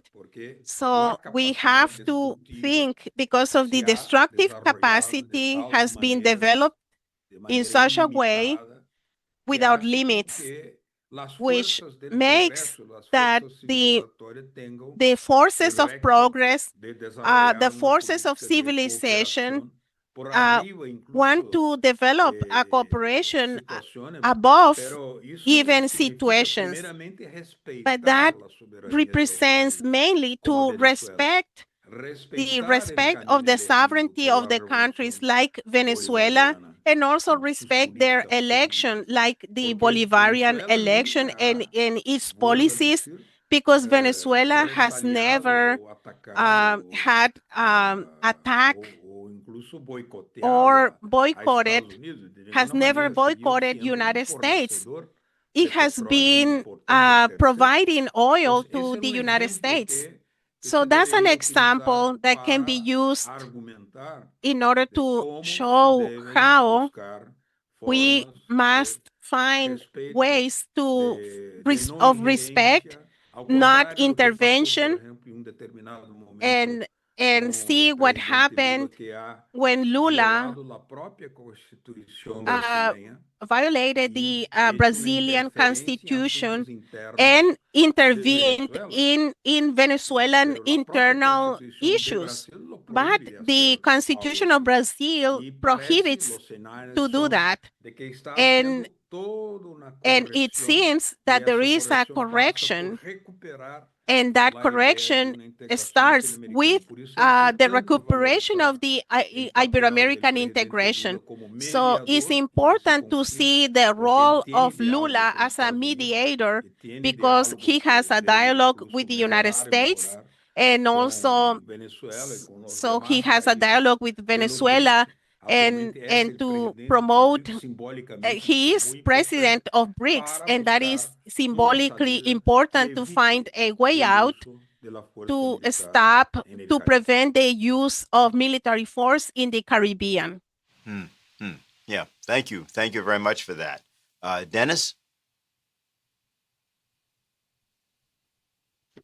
Never underestimate the capabilities of a good trade union organizer, whether that be in Brazil or in Guyana, or in the United States for that matter. I have 2 points I want to make on the subject of integration that Beto just repeated and stated before.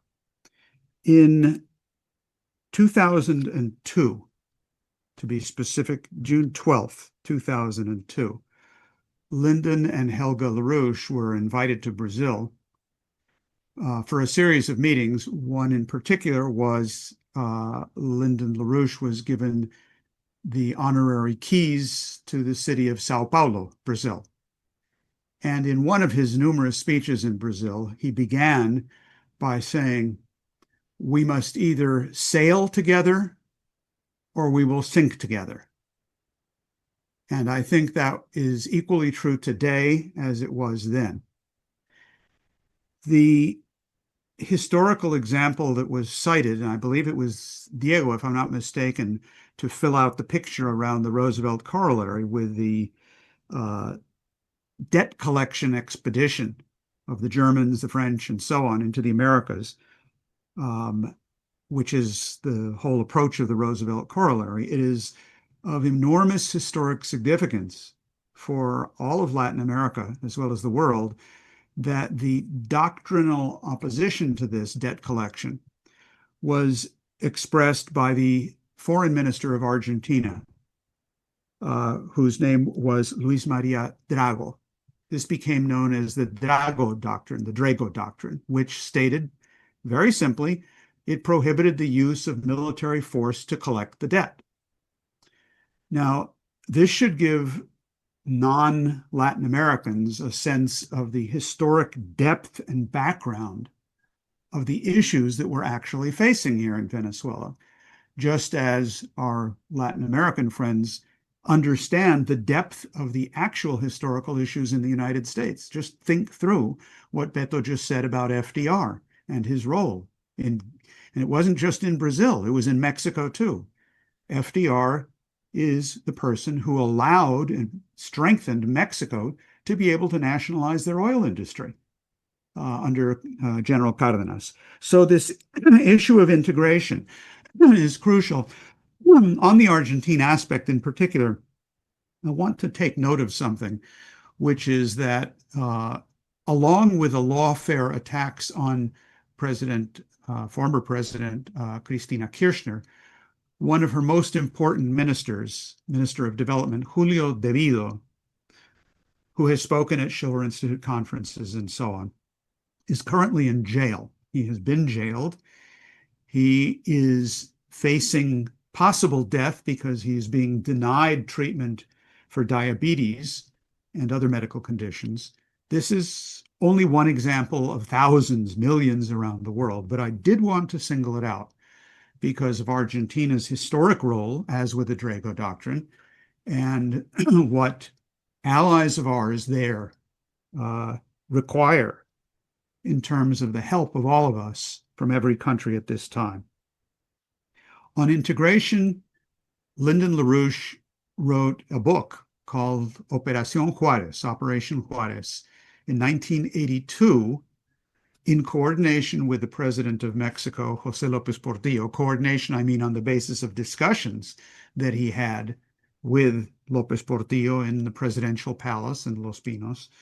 And LaRouche wrote this in August of 1982, and it presented a global approach to the issue of the debt crisis, the financial crisis, and the need for the kind of integration for the purpose, not just of giving fraternal solidarity, but for development projects.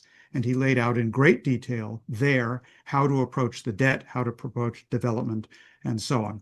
This was just one of numerous examples of what LaRouche did for Africa, for Asia, for the Middle East, and so on. But I mention that because it has particular importance today. my concluding point.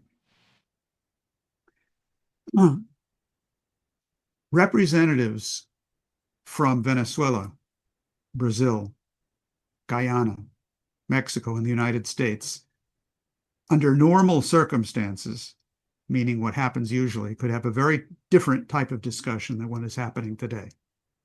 As various of today's speakers alluded, there are historical problems, there are historical difficulties, and no one seeks to ignore those. But as we are doing here, we are searching for a higher level of unity, integration, of approach, of development, of defense of sovereignty of each and every other country, which is the only context in which those other matters can be resolved. This is why I mentioned the question of what the Pope said about Nicholas of Cusa. And I'm hoping that Helga will say something about this because I think this is so crucial to the entire strategic situation and the very discussion we are having here. Because Nicholas of Cusa, the Cardinal Nicholas of Cusa, presented an approach to solve local and smaller and national difficulties by always going to the higher level of a solution. And the fact that the Pope has, in fact, turned back to Cusa and that approach provides us, I think, the conceptual, the moral, the cultural approach needed to solve the Venezuela crisis, to solve the US-Russian crisis, to solve the US-China crisis, to solve the world crisis in its entirety. And I, for my part, would like to thank every one of the participants in this for having contributed to that kind of discussion, which simply demonstrates that this is exactly the approach that can be taken globally. And I now would ask Helga to hopefully expand on this concept, as I know she has often done. But before she does that, we have to go to Mr. Siqueira. Please. Of course. Very much. I want to keep it short, of course. You know, we've been... Voy a ser corto, ya saben. Venezuela has been under... Venezuela. Yes, for We You're in have the you wrong in the channel. English channel, for a very Gabriela, long time. interpreter. And we have gone, I mean, I'm talking about a quarter century of being under US pressure, under US imperialist pressure in many forms and shapes.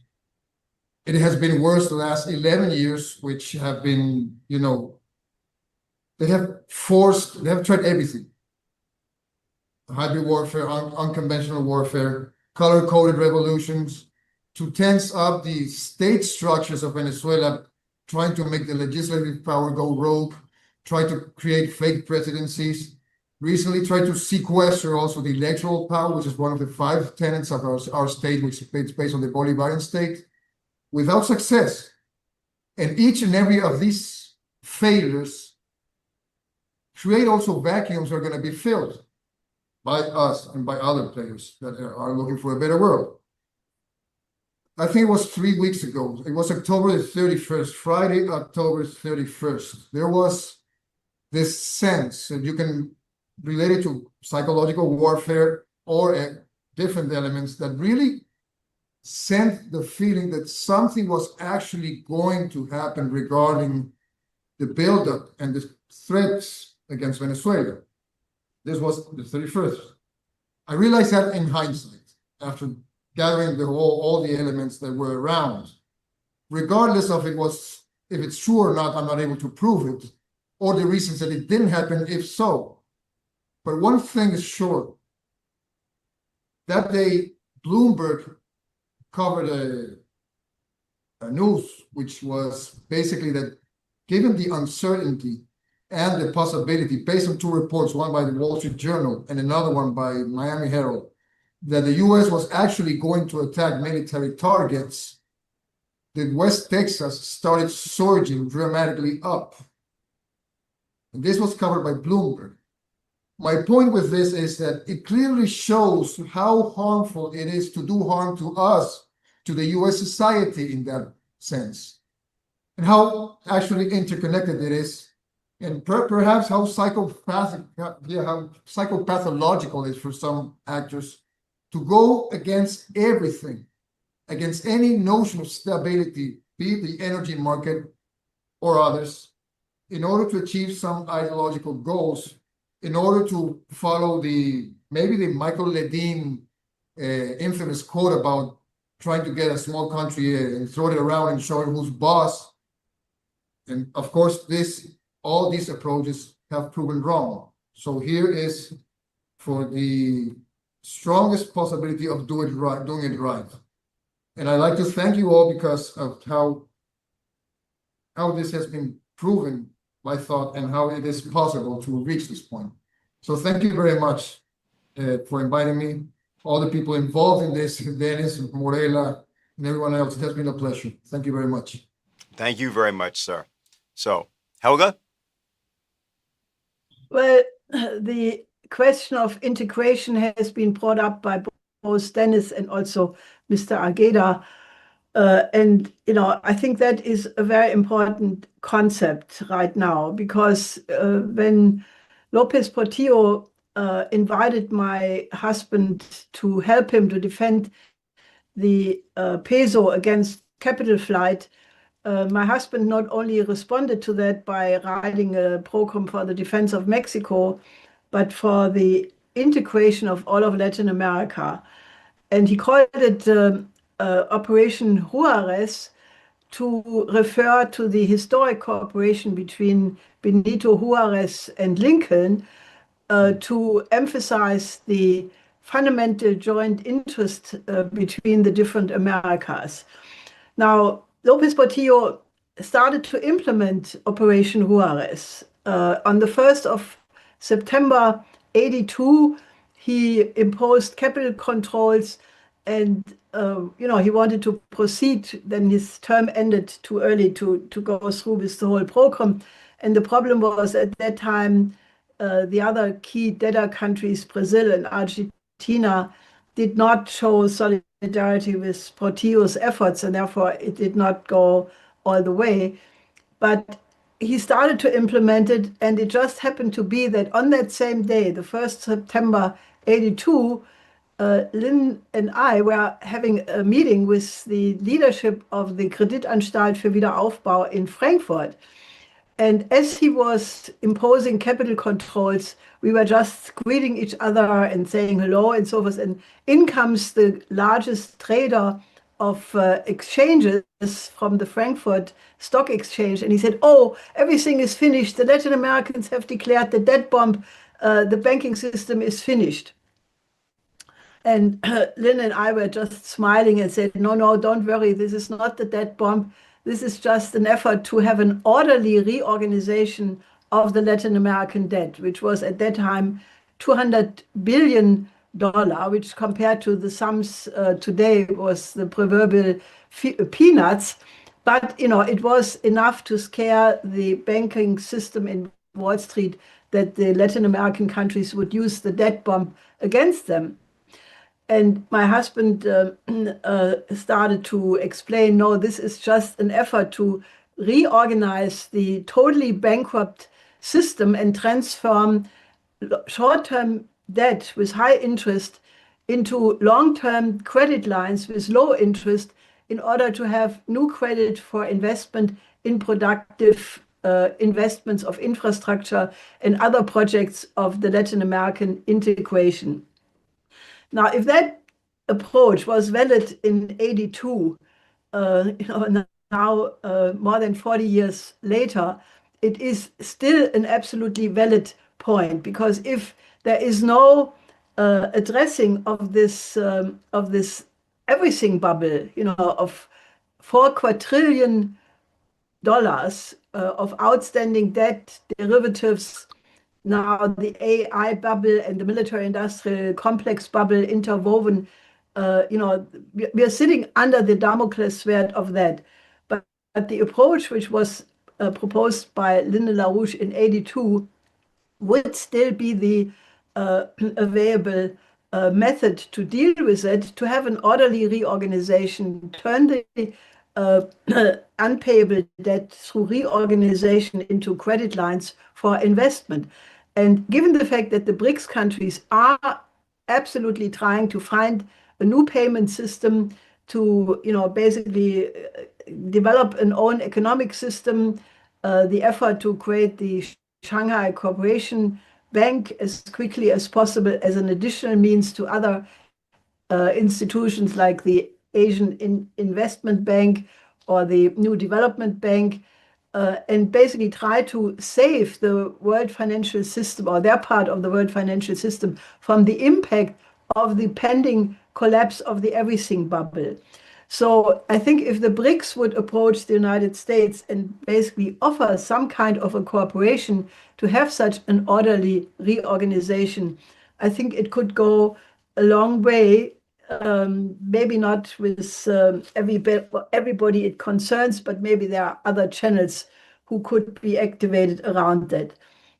Now, I think the need to come to a different method of thinking is absolutely there. Now, President Trump has acknowledged publicly that he thinks that the building of the Bering Strait tunnel is an interesting idea. When this was asked of him after the Alaska conference, where the head of the Russian Sovereign Wealth Fund, Kirill Dmitriev, who is a known proponent of the Bering Strait, he has talked about the enormous economic benefits it would have, opening up all of the east of Russia, Siberia, the Arctic region, where there are all the worlds, of the periodic table, but not developed.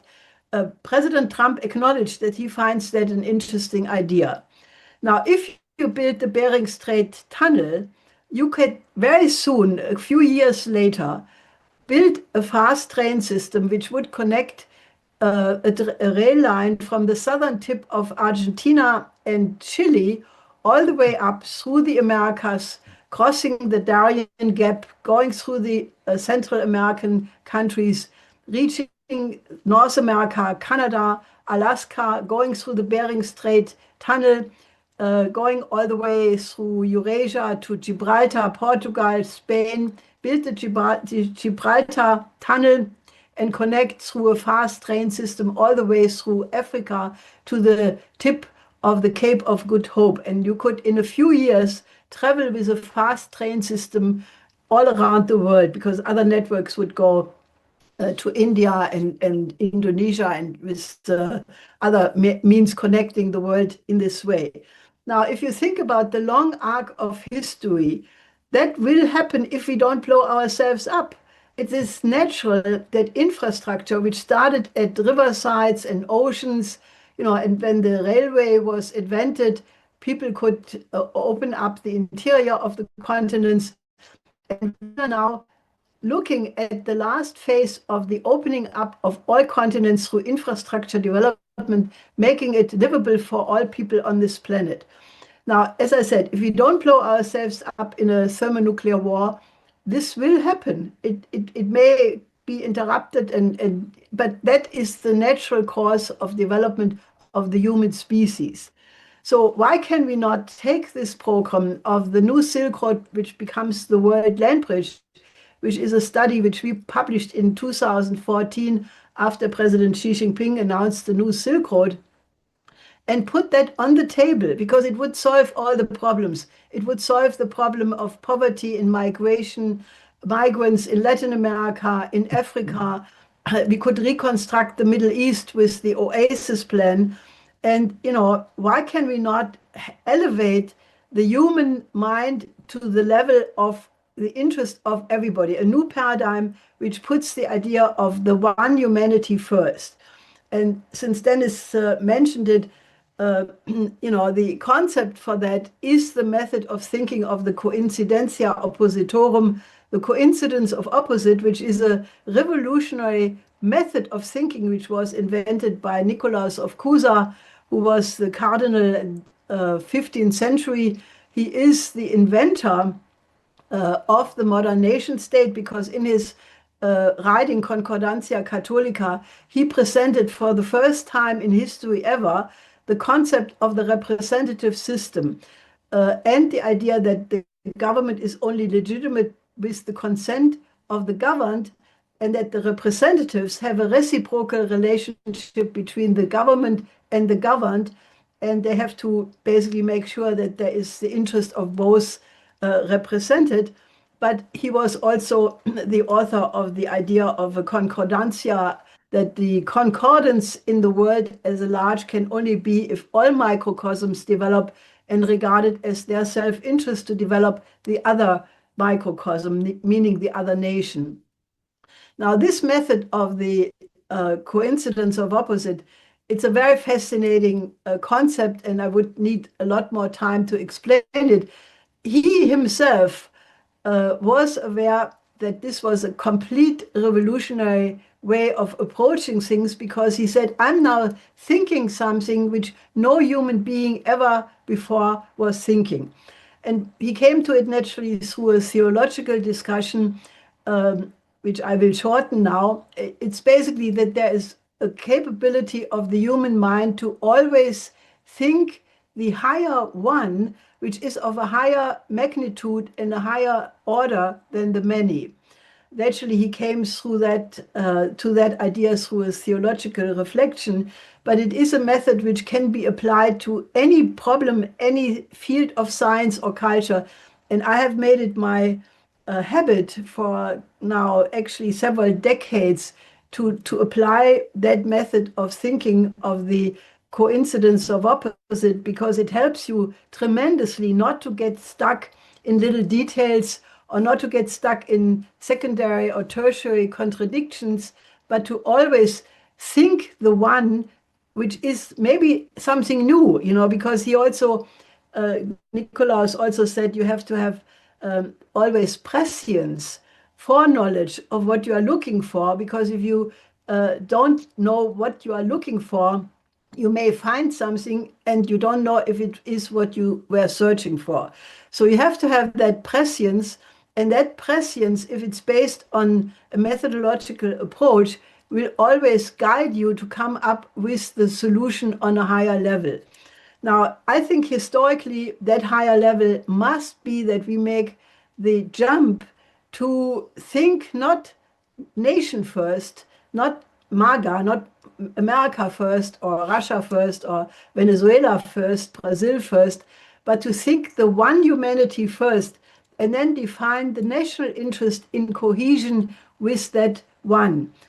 I think the statesman who is thinking that way also since a long time is Xi Jinping, because he is talking about the shared community of mankind.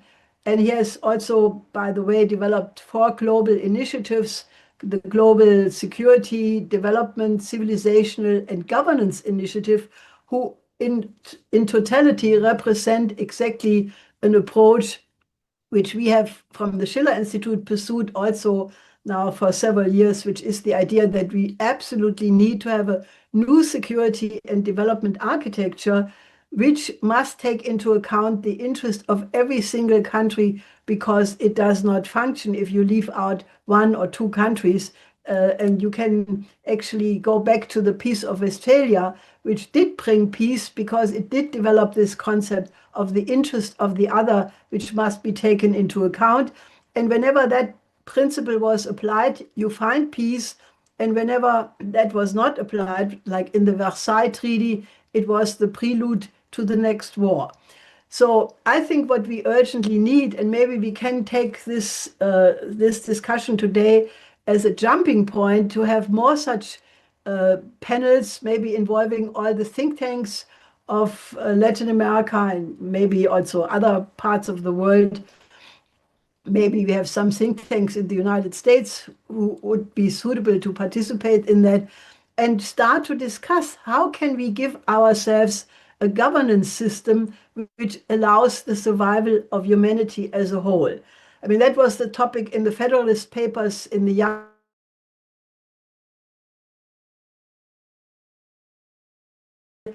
Well, then we are not doing our job as human beings. Thank you very much, Helga. We've come to the conclusion of today's forum. We have one item of business. I first of all want to thank Diane Sayer, Morella Barreto Lopez, Dennis Small, Beto Almeida, Ray McGovern, Donald Ramotar, and Diego Siqueira, and of course, Helga Sepp-LaRouche for being part of this. So here's my 2 items of business. First of all, I have to ask Mr. Almeida concerning the painting that I'm seeing behind the drawing. Is that Don Quixote, Rocinante, and Don Quixote's lance? No, the other one, behind on your right, to your right. Yes. What is that? I'm not hearing you.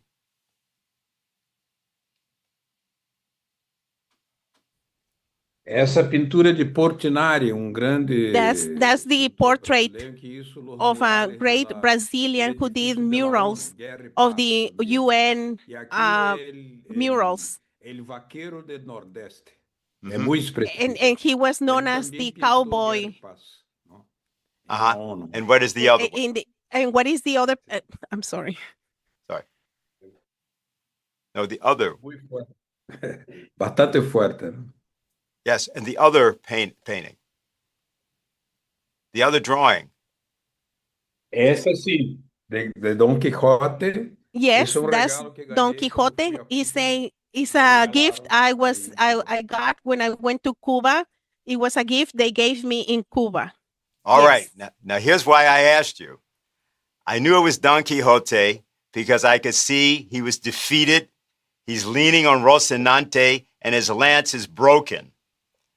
And it seems to me that that is a good metaphor for what we've been talking about all day. President Trump, don't do it. Because that's what happens when you tilt at windmills and you think they're great enemies. Also, remember, Quixote still thought he was right, even after that. So the second element of business is Ray McGovern. I'd like you to help me do something. This forum was sponsored by Executive Intelligence Review. It's a magazine that was founded by Lyndon LaRouche, economist and statesman, back in 1974, April of 74, 51 years ago. And we have been honored to have all of you here with us, but we are also on a mission, and that is to expand our publication and expand the dialogues that it stands for. We believe the idea is that reason has to prevail. And Ray has sometimes said a few things about this. If you would, Ray, like to help me in making the point to everybody, EIR.news, by the way, news at EIR.news is the website. If people have questions, by the way, who've been watching, and you'd like us to refer any of those questions to any of the panelists or the commentators, write us at news at EIR.news. So Ray, any words concerning Executive Intelligence Review? Please unmute.